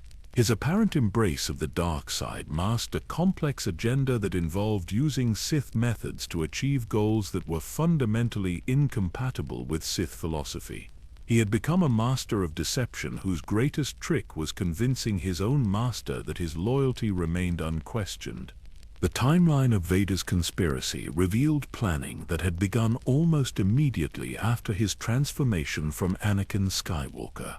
The apparent years of loyal service to the Emperor had actually been an extended preparation phase during which he systematically identified and recruited individuals whose positions would prove valuable for future resistance activities. His reputation for destroying rebel cells had been built partly on operations where he eliminated groups that refused to cooperate with his larger agenda while protecting those that demonstrated useful potential. This recontextualization of recent galactic history explained numerous anomalies that Imperial intelligence had noted but failed to understand. The unexpected survival of certain Jedi despite intensive hunting efforts, the recurring pattern of Imperial operations that achieved tactical success while somehow strengthening overall resistance capabilities. The way rebel cells seemed to anticipate Imperial strategies with accuracy that suggested access to classified planning information. Starkiller's role in this conspiracy proved to be more significant than even Vader had initially revealed. His unique combination of Sith training and retained moral flexibility made him an ideal agent for operations that required both devastating combat capability and the judgment to distinguish between legitimate targets and valuable potential allies. More importantly, his psychological profile suggested he could eventually serve as a unifying figure around whom diverse resistance movements might rally. The intelligence networks that Kota had revealed contained extensive psychological assessments of rebel leaders across the galaxy, evaluating their strengths, weaknesses, and compatibility with potential coalition partners. The recurring theme in these analyses was the need for a charismatic figure who could bridge the gaps between different resistance movements and forge them into a cohesive alliance capable of challenging Imperial rule effectively. Juno's growing involvement in these discoveries had transformed her from a simple pilot into a key intelligence analyst whose institutional knowledge proved invaluable for understanding Imperial operational procedures and identifying vulnerable points in their security systems. Her emotional investment in the revelations reflected her dawning realization that she had spent years serving an organization whose public mission masked activities that violated every principle she had believed the Empire represented. The personal dynamics between Starkiller and Juno had evolved into something that transcended professional partnership or simple attraction. Their shared experience of discovering the complex deceptions underlying their previous understanding of galactic politics created bonds that were both intellectual and emotional. The possibility that their relationship itself might be part of Vader's larger planning introduced additional layers of uncertainty that affected their ability to trust their own feelings and motivations.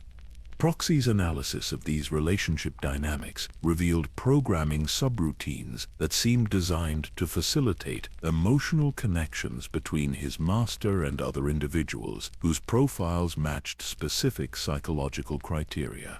The droid's encouragement of certain interactions, his protection of privacy during personal conversations, and his occasional provision of relationship advice all suggested preparation for exactly the kind of emotional development that was occurring between Starkiller and Juno. The implications of this level of manipulation raised fundamental questions about authentic choice and genuine emotion that Starkiller found increasingly difficult to resolve. If Vader had orchestrated not just his missions but his personal relationships, then his entire sense of identity and emotional development might be artificial constructs designed to serve purposes he had never suspected. The possibility that even his growing feelings for Juno might be manufactured responses to calculated stimuli introduced doubts that affected every aspect of his psychological stability. Yet the intelligence they had gathered also revealed limitations to Vader's conspiracy that suggested his planning was not omniscient or infallible. Communication intercepts indicated growing tensions between different elements of the resistance network, while resource allocation reports showed strain points that could potentially cause the entire operation to collapse if subjected to sufficient pressure. Most significantly, there were indications that the Emperor himself might be aware of at least some aspects of the conspiracy and was taking countermeasures that could neutralize years of careful preparation. The discovery of Palpatine's potential awareness introduced a new dimension of complexity that forced reassessment of everything they thought they understood about the galactic political situation. If the Emperor knew about Vader's activities and was allowing them to continue, then the conspiracy itself might be part of a larger manipulation designed to serve purposes that none of its participants understood. The possibility that they were all pawns in a game whose scope extended beyond their comprehension created psychological pressure that tested everyone's ability to maintain effective operational capability. The assembly of rebel leaders on the remote world of Corellia represented the culmination of years of careful preparation and the beginning of something unprecedented in galactic history. For the first time since the fall of the Republic, individuals from across the political spectrum had gathered with the explicit purpose of forming a unified resistance to Imperial rule. The location itself had been chosen for both practical and symbolic reasons, as Corellia's tradition of independence and its strategic position along major trade routes made it ideal for coordinating activities across multiple sectors. Senator Bail Organa of Alderaan arrived with the dignity and caution that characterized his years of navigating Imperial politics while secretly supporting resistance activities. His presence brought legitimacy to the gathering, as his public reputation for moderation and diplomatic skill provided cover for activities that would otherwise have attracted immediate Imperial attention. Yet beneath his careful political demeanor lay passionate commitment to restoring the democratic principles that had defined the Republic at its best. Mon Mothma's participation represented perhaps the greatest risk among the assembled conspirators, as her position within the Imperial Senate made her activities subject to constant surveillance and analysis. Her ability to attend the gathering at all demonstrated the sophistication of the security measures that Vader's network had developed over years of covert operation. More importantly, her presence indicated that the conspiracy had reached a level of maturity where exposure was inevitable and decisive action had become necessary. Senator Garm Bear-Liblis brought with him the military expertise and tactical knowledge that would prove essential for transforming political opposition into effective armed resistance. His experience during the Clone Wars, combined with his understanding of Imperial military doctrine, provided insights into Imperial vulnerabilities that could be exploited by properly coordinated resistance operations. His willingness to participate despite the obvious personal risks demonstrated the depth of commitment that the conspiracy had inspired among its key participants.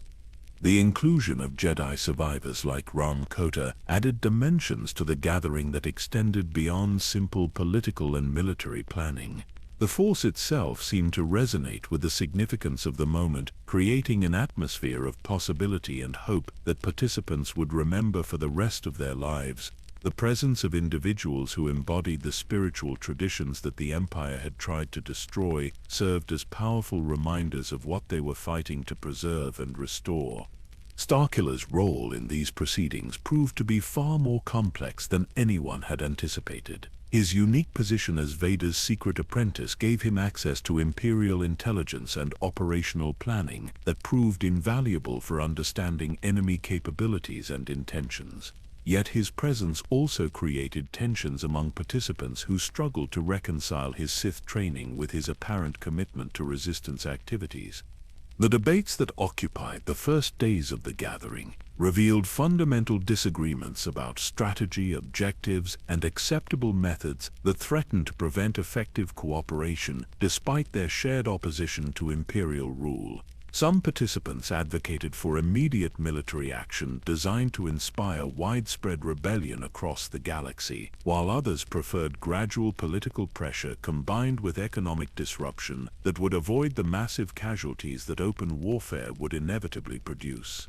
Proxy's contribution to these discussions demonstrated capabilities that surprised even Starkiller, as the droid's personality matrices provided access to historical precedents and strategic analyses that helped resolve apparently irreconcilable differences between various factions. His ability to manifest as respected figures from galactic history allowed him to offer perspectives that transcended the immediate political concerns of the participants, focusing their attention on larger principles that had guided successful resistance movements throughout recorded history. Juno Eclipse's technical expertise proved crucial for developing communication protocols and coordination mechanisms that would allow the various resistance cells to maintain contact and share intelligence without creating vulnerabilities that Imperial security forces could exploit.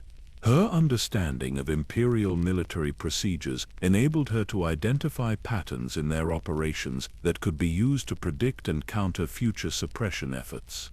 The emotional intensity of these gatherings created bonds between participants that transcended their political and philosophical differences. Shared commitment to principles larger than personal interests fostered relationships that would prove essential during the difficult years ahead. Yet the same emotional investment that strengthened their resolve also created psychological vulnerabilities that could be exploited by enemies who understood the personal dynamics involved. The emergence of what would eventually become known as the Rebel Alliance was not a simple political agreement, but a complex fusion of diverse traditions and methodologies that required careful balancing of competing priorities and personalities. The symbol that would eventually represent their cause emerged from discussions about visual representations that could inspire hope while avoiding imagery that might alienate potential supporters from different cultural backgrounds. The practical challenges of organizing effective resistance to Imperial rule proved to be far more complex than any of the participants had anticipated. Communication systems had to be established that could function across galactic distances while remaining secure from Imperial interception. Supply networks required development that could provide rebel cells with equipment and resources without creating patterns that Imperial intelligence could detect and disrupt.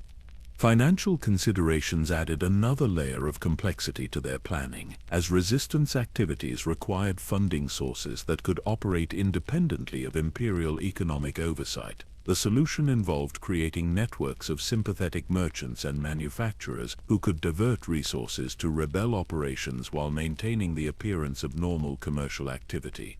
Personnel recruitment presented perhaps the greatest challenge, as effective resistance required individuals with specialized skills who were willing to risk everything for uncertain outcomes. The network of contacts that Vader had developed proved invaluable for identifying potential recruits, while the psychological profiles that Proxy maintained helped match individuals with assignments that utilized their capabilities effectively. The question of leadership structure created debates that revealed fundamental differences in how participants understood democratic principles and effective organization. Some advocated for centralized command structures that could respond quickly to changing circumstances, while others preferred distributed authority that would prevent the entire organization from being crippled if key leaders were captured or eliminated.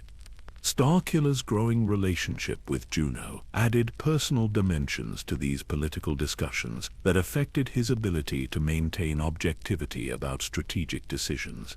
His emotional investment in her safety influenced his assessment of operational risks, while her professional competence made her opinions about tactical matters carry weight that extended beyond her official role in their organization. The revelation of additional intelligence about Imperial countermeasures forced rapid adjustments to their planning that tested everyone's ability to adapt to changing circumstances. Evidence suggested that Palpatine was aware of at least some aspects of their activities and was preparing responses that could neutralize their efforts before they achieved sufficient momentum to pose genuine threats to Imperial stability. Most disturbing were indications that the Emperor's countermeasures might include elimination of entire worlds whose populations showed sympathy for resistance activities. The possibility that their efforts to organize opposition might trigger retaliation that would cost millions of innocent lives created moral dilemmas that threatened to paralyze decision-making processes at crucial moments. Vader's absence from these gatherings became increasingly significant as discussions progressed and participants began to question the wisdom of relying so heavily on someone whose loyalty ultimately remained unclear.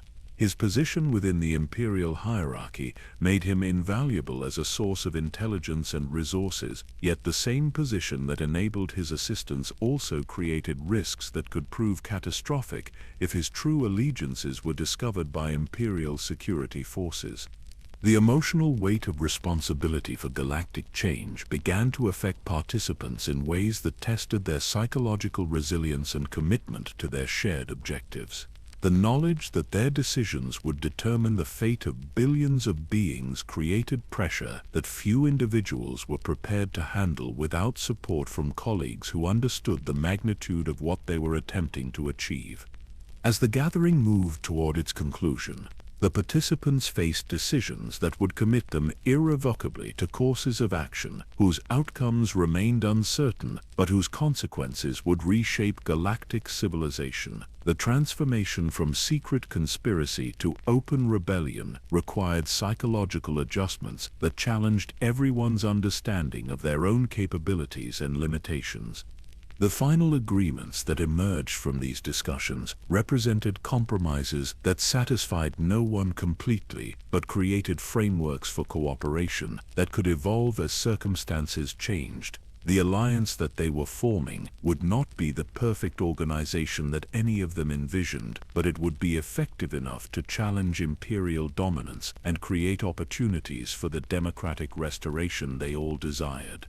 The summons from Emperor Palpatine came without warning, delivered through channels that bypassed Vader entirely and reached Starkiller directly aboard the Rogue Shadow. The message itself was deceptively simple, requesting his immediate presence aboard the Death Star for what was described as a routine consultation regarding ongoing security matters. Yet the very fact that the Emperor had contacted him personally, rather than working through his master, suggested that the careful balance of deception and loyalty that had sustained Vader's conspiracy for years was finally approaching its breaking point. The journey to the Death Star provided time for reflection that Starkiller found both necessary and deeply unsettling. Everything he had learned about Vader's true agenda, about the rebel alliance that was taking shape through their combined efforts, and about his own role as a catalyst for galactic change, now seemed fragile in the face of direct Imperial attention. The possibility that Palpatine had discovered their activities created scenarios that ranged from immediate execution to psychological manipulation that could prove even more devastating. Proxy's analysis of the summons revealed communication patterns that suggested the Emperor had been monitoring their activities far more closely than anyone had suspected. The timing of the message, the specific protocols used for its transmission, and the choice of meeting location all indicated knowledge of recent events that should have been impossible for Imperial intelligence to obtain through conventional surveillance methods. The implications were sobering for everyone aboard their ship. Juno Eclipse's reaction to these developments revealed the depth of her emotional investment in their shared journey toward understanding and purpose. Her professional composure masked fears that extended beyond simple concern for mission success to genuine terror at the possibility of losing someone whose presence had become essential to her sense of identity and belonging. The transformation from Imperial pilot to rebel sympathizer had been gradual, but her commitment to Starkiller personally had become absolute. The Death Star itself represented everything terrifying about Imperial power taken to its logical extreme. The massive battle station hung in space like a technological moon, its surface bristling with weapons systems capable of destroying entire worlds. The sheer scale of the construction defied easy comprehension, while its purpose as an instrument of absolute terror revealed the true nature of the regime they had been working to overthrow. Approaching the station required navigation through defensive grids that could have annihilated their ship with casual ease, yet their passage was facilitated by clearance codes that suggested Palpatine's invitation was genuine rather than an elaborate trap. The contrast between the overwhelming military might surrounding them and the apparent civility of their reception created psychological tension that affected everyone's ability to maintain operational focus. The interior corridors of the Death Star conveyed impressions of sterile efficiency and calculated intimidation that reflected the Imperial aesthetic at its most refined. Every surface was designed to reinforce the station's function as an instrument of control, while the constant presence of stormtroopers and Imperial officers created an atmosphere where individual significance was deliberately minimized. Moving through such an environment required psychological defenses that Starkiller's Sith training had prepared him for, yet the knowledge of what lay ahead made concentration difficult. Proxy's behavior became increasingly erratic as they penetrated deeper into the station, his holographic projections flickering with personality matrices that seemed to be accessing final contingency protocols. His interactions with Starkiller took on qualities that suggested preparation for permanent separation, while his analysis of their tactical situation emphasized options that prioritized his master's survival over mission completion or droid preservation. The waiting period before their audience with the Emperor provided opportunities for contemplation that proved both valuable and psychologically challenging. Starkiller found himself reviewing the journey that had brought him from the burning forests of Kashyyyk to the heart of Imperial power, recognizing patterns of manipulation and genuine choice that had shaped his development in ways he was only beginning to understand. The memories of his father's teaching seemed particularly vivid during these quiet moments, as if Galen Marek's influence was asserting itself in preparation for trials that would test everything the young Jedi had tried to instill in his son before Vader's intervention. The contrast between those early lessons about compassion and wisdom and the harsh pragmatism of Sith training created internal conflicts that affected Starkiller's ability to maintain the emotional control that his survival might depend upon. Juno's presence during this period of preparation provided both comfort and additional complexity to an already challenging situation. Their relationship had evolved beyond simple professional partnership into something that neither Imperial regulation nor Sith doctrine had prepared them to handle. The possibility that their growing emotional connection might be used against them by enemies who understood its significance created vulnerabilities that could prove fatal in the confrontation ahead.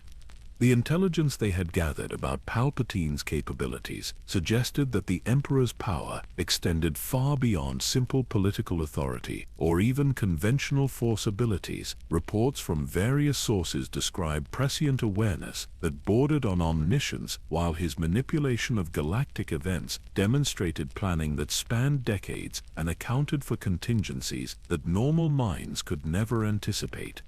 Most disturbing were the psychological profiles that suggested Palpatine's understanding of individual motivations and fears was sophisticated enough to allow him to orchestrate personal conflicts and emotional manipulation with surgical precision. The possibility that their entire conspiracy had been anticipated and perhaps even encouraged as part of some larger scheme created doubts about free will and authentic choice that threatened to undermine their resolve at the crucial moment. The final preparations for their audience required decisions about weapons, communication protocols, and contingency plans that reflected the stark reality of their situation. They were walking voluntarily into the presence of perhaps the most dangerous individual in galactic history, armed with knowledge that could either serve as protection or provide him with exactly the leverage he needed to destroy everything they had worked to accomplish. Proxy's final systems checks revealed programming modifications that he claimed were standard security updates, but which felt more like farewell preparations.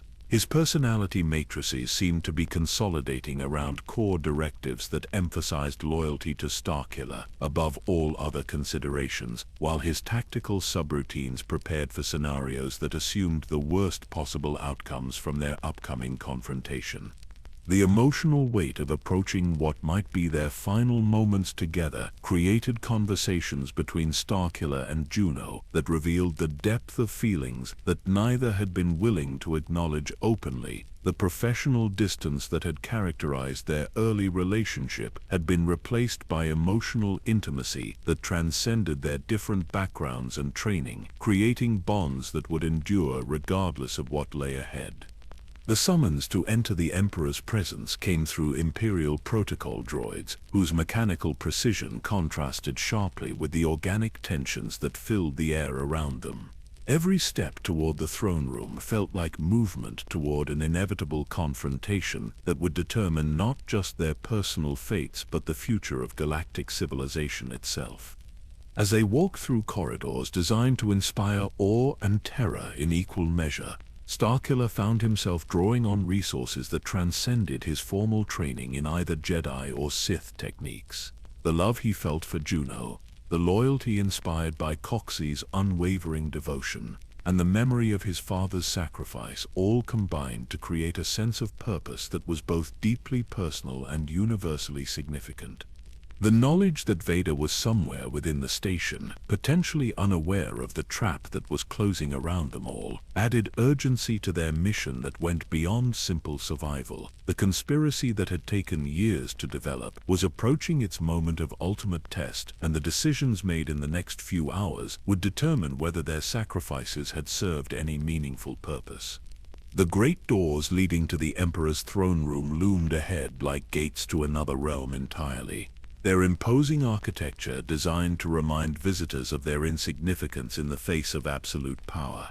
Yet as they approached that threshold, Starkiller carried with him something that Palpatine might not have anticipated, the understanding that true strength came not from domination, but from the willingness to sacrifice everything for principles larger than personal survival.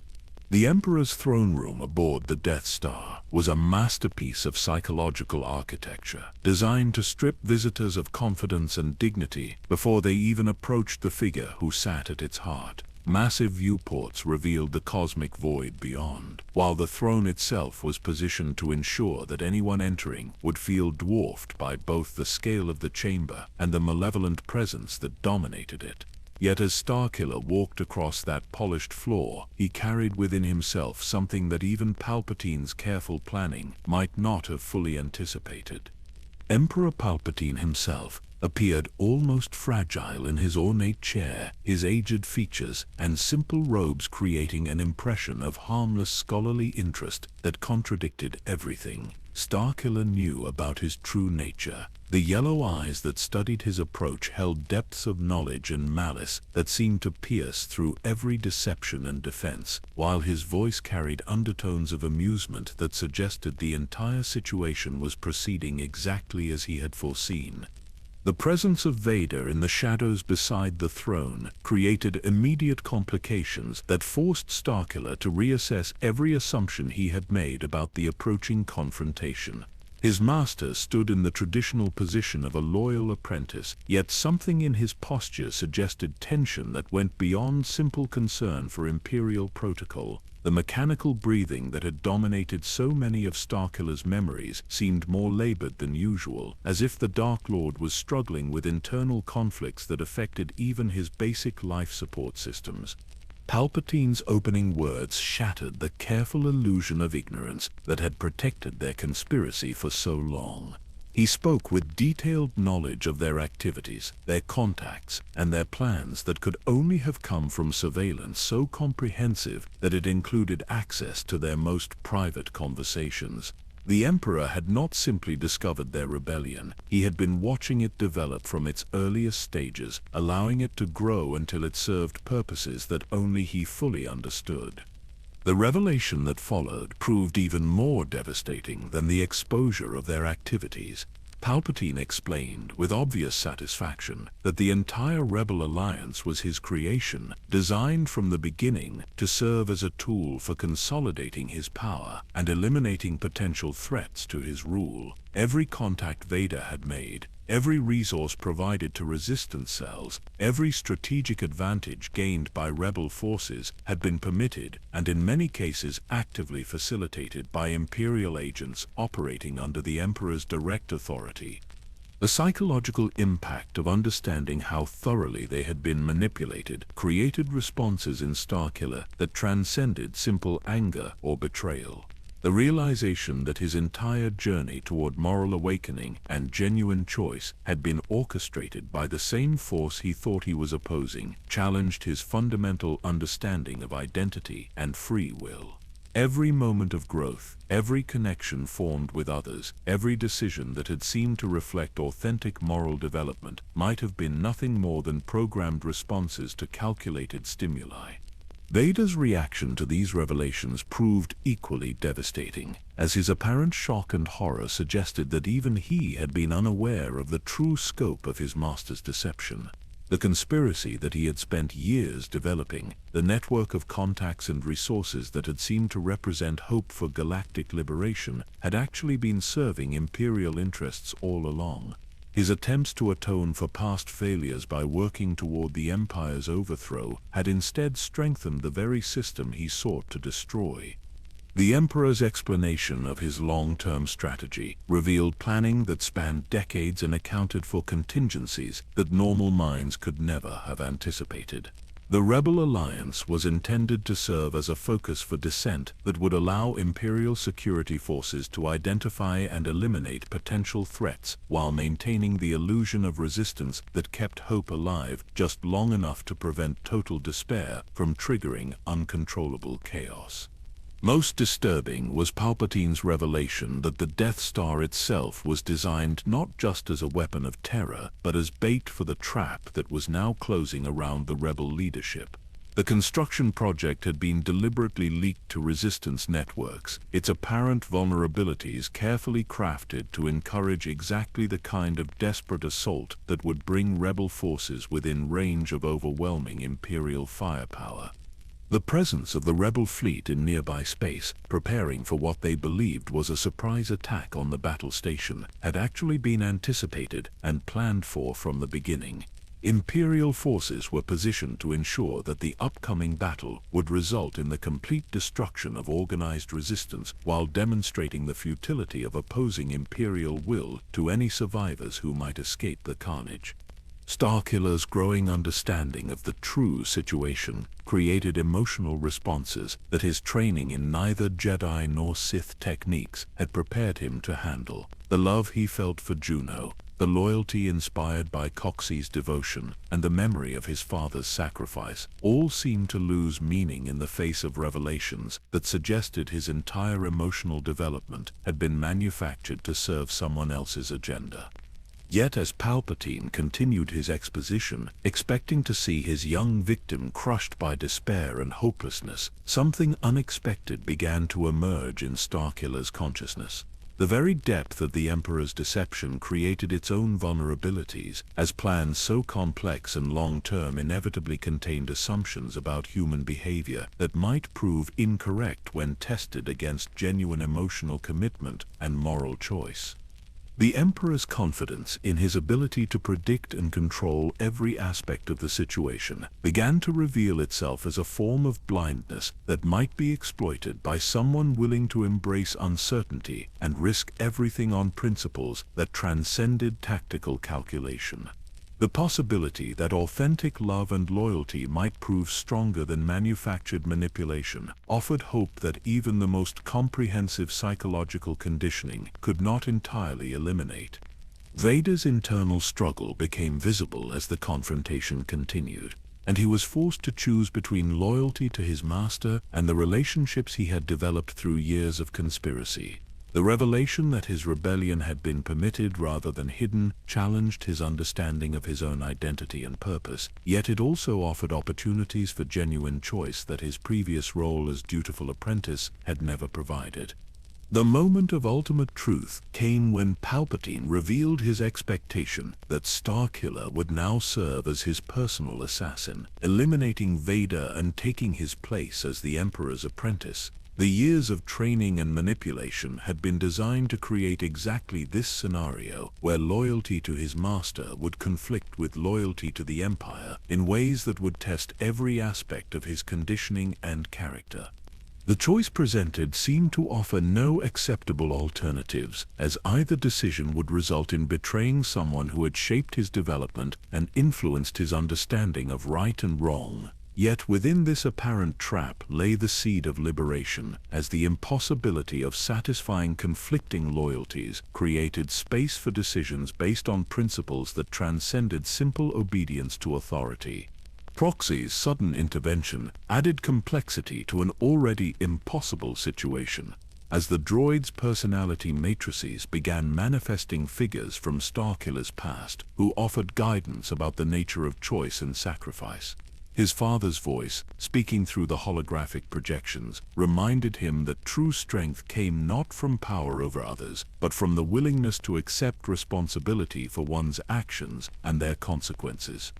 The Emperor's surprise at this development suggested that even his comprehensive planning had not accounted for the possibility that artificial intelligence might evolve beyond its original parameters in ways that served moral principles rather than tactical objectives. Proxy's loyalty to Starkiller had transcended his programming to become something approaching genuine love, creating variables that even Palpatine's prescient abilities had failed to anticipate.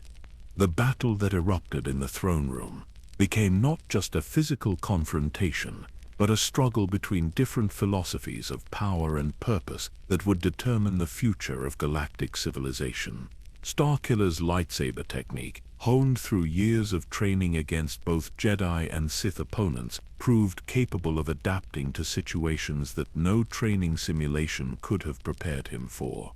More importantly, his connection to the Force began to transcend the limitations of both light and dark side methodology, as he drew strength from emotions and principles that neither tradition had fully understood. The love he felt for those he sought to protect, combined with anger at the manipulation they had all endured, created a synthesis of power that proved capable of challenging even the Emperor's devastating abilities. The climactic moment came when Starkiller made the choice that would define his legacy and determine the fate of everyone he cared about. Rather than choosing between the alternatives that Palpatine had presented, he created a third option that embraced sacrifice as the ultimate expression of love and defiance of tyrannical control. The sacrifice that Starkiller made in the Emperor's throne room transcended every limitation that his training had imposed upon his understanding of the Force and his own potential. As Palpatine's lightning tore through his body, he discovered that the power to protect others could exceed even the most devastating dark side abilities when fueled by genuine love rather than selfish desire. The energy barrier he created around the rebel leaders imprisoned with him held firm against the Emperor's assault, powered by determination that no amount of pain could diminish. The sight of their supposed weapon choosing destruction over domination clearly shocked both Sith Lords in ways that their decades of experience with power and manipulation had not prepared them to handle. Palpatine's confident predictions about human behavior and psychological conditioning proved inadequate when confronted with someone willing to embrace death rather than participate in the oppression of innocence. The Emperor's greatest strength, his ability to anticipate and exploit the selfishness inherent in most beings, became a weakness when applied to someone whose fundamental nature had been shaped by sacrifice rather than ambition. Vader's reaction to his apprentice's choice revealed the depth of emotional connection that years of Sith conditioning had failed to entirely eliminate. The sight of Starkiller dying to protect others awakened memories of similar sacrifices that had defined the most important moments of Anakin Skywalker's life. The mechanical breathing that had sustained him for so long seemed to falter as he witnessed an act of pure selflessness that reminded him of everything he had once valued and thought lost forever. The rebel leaders who survived because of Starkiller's sacrifice carried with them far more than simple gratitude for their rescue. They had witnessed something that challenged their understanding of what was possible when individuals chose principle over survival. And that knowledge would shape their leadership of the growing rebellion in ways that extended far beyond immediate tactical considerations. The alliance that emerged from the Death Star would be fundamentally different from what Palpatine had intended to create. Mon Mothma's response to the events in the throne room reflected her sophisticated understanding of political symbolism and its power to inspire lasting change. She recognized immediately that Starkiller's sacrifice provided the rebellion with something it had previously lacked, a narrative of heroism that could unite diverse resistance movements under a common cause. The story of the secret apprentice who chose love over power would become a founding legend that gave moral weight to their struggle against Imperial tyranny. Bail Organa's practical political mind focused on the immediate implications of their escape and the intelligence they had gained about Imperial capabilities and intentions. The knowledge that the Emperor had been manipulating their activities from the beginning required fundamental reassessment of their strategies and security procedures, while the revelation of the Death Star's true purpose demanded urgent warnings to rebel cells across the galaxy. General Ramkorta's perspective as a military commander and force user provided unique insights into the broader implications of what they had witnessed. Starkiller's demonstration of power that transcended traditional Jedi and Sith limitations suggested that the Force itself was evolving in response to galactic events, creating possibilities for resistance that neither the Emperor nor his apprentices had anticipated. The escape from the Death Star proved possible only because Starkiller's sacrifice had created chaos within Imperial command structures that briefly disrupted the overwhelming advantages in firepower and coordination that should have made their destruction inevitable. The Emperor's injury and Vader's emotional turmoil created opportunities that skilled pilots like Juno Eclipse could exploit, but their success required split-second timing and desperate courage that left no room for error. Proxy's final evolution during their escape revealed the true sophistication of his original programming and the depth of affection he had developed for his master over years of shared experience. The droid's personality matrices consolidated around core directives that emphasized preserving Starkiller's legacy and protecting those he had died to save. His transformation from training partner to guardian of memory demonstrated that even artificial intelligence could be shaped by love into something that transcended its original limitations. Juno Eclipse's grief at losing Starkiller was compounded by her growing understanding of how profoundly their relationship had changed her fundamental values and sense of purpose. The transformation from Imperial pilot to rebel commander was complete, but it had been purchased with emotional costs that would affect every aspect of her future service to the Alliance. Her technical expertise and leadership capabilities would prove essential for the coming conflict, but her personal investment in honoring Starkiller's memory would provide the moral foundation that sustained her through the darkest moments ahead. The broader impact of events aboard the Death Star rippled across the galaxy in ways that neither Imperial propaganda nor rebel communications could entirely control.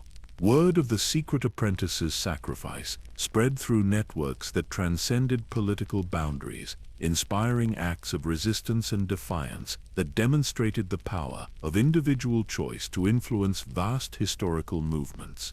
The Emperor's reaction to his failure to control Starkiller revealed vulnerabilities in his understanding of power and human nature that would prove significant for future resistance efforts. His reliance on manipulation and psychological conditioning had created blind spots that prevented him from anticipating the kind of moral courage that chose principle over survival. The experience forced him to modify his strategies in ways that actually weakened his position by requiring more overt displays of force and control. Vader's psychological state following his apprentice's death began a transformation that would eventually contribute to his own redemption years later when faced with similar choices regarding his son. The memory of Starkiller's sacrifice served as a reminder that the dark side's promises of power and control ultimately led to isolation and despair, while genuine connection to others offered possibilities for meaning that transcended individual survival. The formation of the Rebel Alliance as an organization dedicated to overthrowing Imperial rule became possible only because Starkiller's sacrifice had provided both practical opportunities and moral inspiration that unified diverse resistance movements under common purpose. The symbol they adopted, derived from the Marek family crest, served as a constant reminder of the principles that justified their struggle and the sacrifices that would be required for success. The intelligence networks that had been developed during Vader's conspiracy proved invaluable for the early rebellion, even though their original purpose had been compromised by Imperial surveillance. The contacts and resources that had been established provided foundation for expansion that allowed rebel forces to grow rapidly from scattered cells into coordinated military units capable of challenging Imperial dominance in multiple sectors. The technical knowledge that figures like Juno Eclipse and Proxy brought to the Alliance proved essential for developing the capabilities needed to exploit Imperial weaknesses and protect rebel assets from discovery and destruction. Their understanding of Imperial procedures and technology provided advantages that allowed smaller rebel forces to achieve victories against seemingly overwhelming odds. The moral example of Starkiller's choice continued to influence Alliance leadership throughout the conflict that followed, creating a culture of service and sacrifice that distinguished their movement from simple political opposition. The willingness to risk everything for principles larger than personal interest became a defining characteristic that inspired loyalty and dedication among beings from countless worlds and species. The long-term consequences of the events aboard the Death Star extended far beyond the immediate military and political outcomes. The demonstration that individual choice could triumph over systematic manipulation and control provided hope that inspired resistance movements throughout Imperial space. The knowledge that even someone trained from childhood in dark side techniques could choose love over power offered possibilities for redemption that challenged the Emperor's fundamental assumptions about the nature of control and domination. The legend of Starkiller that emerged from these events became one of the founding myths of the rebellion, a story that reminded everyone involved that their struggle was about more than simple political change. It was about the fundamental question of whether the galaxy would be shaped by fear and control or by hope and voluntary cooperation between free beings. As the survivors made their way to safety and began the difficult work of building an organization capable of challenging the Empire's might, they carried with them the knowledge that their cause had been blessed by sacrifice, that transformed personal tragedy into universal inspiration.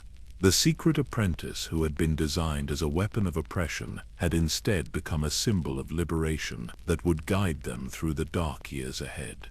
In the quiet years that followed the birth of the Rebel Alliance, when historians began to piece together the extraordinary events that had transformed galactic civilization, they would often speak of moments when individual choices echo across the cosmos like ripples in an infinite pond. The story of Galen Marek, the secret apprentice who became known as Starkiller, represents one of those pivotal moments when a single life, lived with purpose and concluded with profound sacrifice, altered the trajectory of countless worlds and billions of souls. Across the galaxy, in hidden bases carved from asteroid fields and concealed within the hearts of ancient forests, rebel commanders would gather their forces and speak of the young man who had shown them that even the most carefully constructed chains of oppression could be broken by someone willing to choose love over power. His symbol, adopted from the family crest of a humble Jedi who had raised his son with gentleness on a world of walking trees, became a beacon that guided lost souls toward hope. On distant worlds where Imperial occupation had crushed local traditions and imposed sterile uniformity, storytellers would whisper tales of the apprentice who had pulled star destroyers from the sky with his bare will, yet had found his greatest strength not in dominion, but in protection. Children who had never seen a lightsaber would play games where they imagined themselves making impossible choices between safety and principle, their young hearts already understanding what it meant to stand for something larger than personal survival. The Rogue Shadow, that sleek vessel that had carried Starkiller across the galaxy on missions that seemed like simple elimination but were actually salvation, found new purpose as Juno Eclipse rose through the ranks of Alliance Command.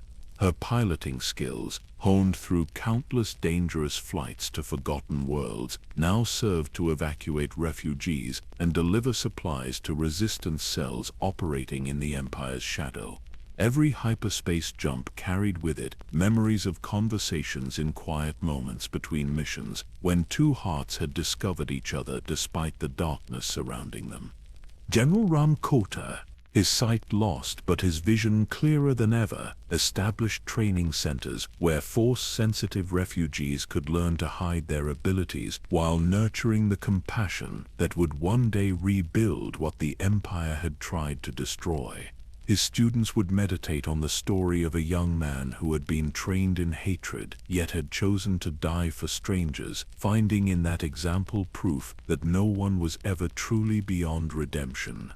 Proxy's legacy lived on in the technical specifications and training programs that became standard throughout the Alliance fleet.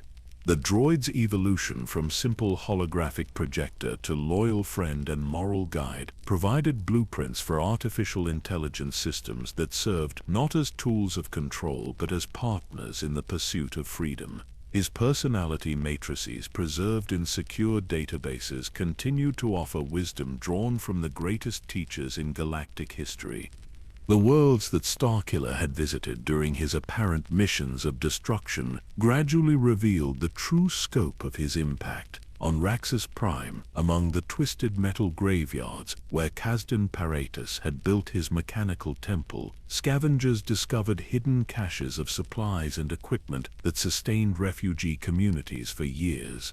The Mad Jedi's final gift, arranged through his killer's mercy, provided sanctuary for beings whose only crime had been surviving in a galaxy that no longer wanted them. Felucia's corrupted forests slowly began to heal, as the dark side energies that had poisoned its ecosystem were gradually balanced by the light side practices of hidden communities that Shakti's students had established in distant sectors. The agricultural techniques and force-enhanced cultivation methods they developed would eventually feed rebel bases across the Outer Rim, proving that even in apparent defeat, wisdom could take root and flourish. The story of Cloud City's liberation spread through the galactic underground, inspiring other independent communities to resist Imperial pressure and maintain their freedom despite the costs involved. Lando Calrissian would often speak privately of the young man who had fought General Kota on his platforms, noting how the battle had been won through creative thinking rather than simple overwhelming force. In the deep meditation chambers of Alliance bases, where commanders sought guidance for impossible decisions and soldiers prepared their minds for battles that might claim their lives, Starkiller's example provided a template for understanding how individual choice could influence vast historical movements. His willingness to sacrifice everything for people he barely knew became a teaching story that reminded everyone that their struggle was about more than tactical victories or political change. The Force itself seemed to carry echoes of his final moments, when love had proven stronger than lightning and principle had overcome the most sophisticated psychological manipulation ever attempted. Sensitive individuals across the galaxy reported dreams and visions of a young man standing between darkness and light, his sacrifice creating pathways that others could follow toward redemption and hope. Emperor Palpatine's vast intelligence networks continued to monitor rebel activities with obsessive attention to detail, but they could never quite catalog or control the inspiration that Starkiller's story provided to resistance movements. The Emperor had understood power as domination, yet he had never comprehended the strength that came from voluntary service to ideals larger than personal advancement. This blind spot in his understanding would eventually contribute to his own downfall when faced with another father and son whose love transcended the dark side's promises. Darth Vader's meditation chambers aboard the Executor became places where mechanical breathing provided rhythm for contemplation of choices made and paths not taken. The memory of his secret apprentice served as a constant reminder that even the most carefully planned manipulations could be overcome by genuine emotional connection and moral courage. These reflections would prove significant years later when the Dark Lord faced similar decisions regarding another young man whose heritage connected him to both light and darkness. As the Alliance grew from scattered cells into a coordinated military force capable of challenging Imperial dominance, the principles that Starkiller had died to protect became embedded in their organizational culture and strategic planning. Every mission briefing included discussions of acceptable risks and moral boundaries, while rules of engagement emphasized protection of civilian populations even when such restrictions created tactical disadvantages.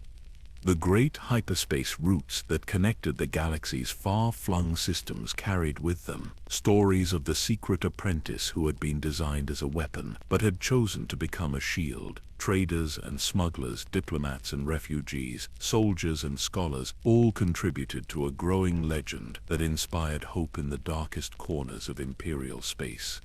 In the quiet hours before dawn on 1,000 worlds, when honest beings prepared for another day of difficult choices under oppressive circumstances, the story of Galen Marek reminded them that even small acts of courage and compassion could echo across the stars. His sacrifice had proven that no tyranny, however sophisticated or comprehensive, could ultimately control the human heart when it chose love over fear.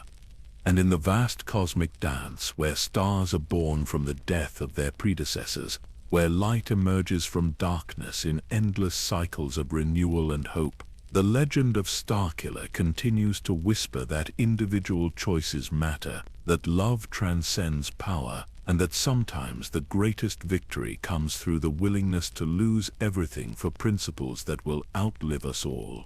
Rest well, fellow travelers, knowing that even in the darkest times, there are always those willing to light the way forward through their own sacrifice and courage.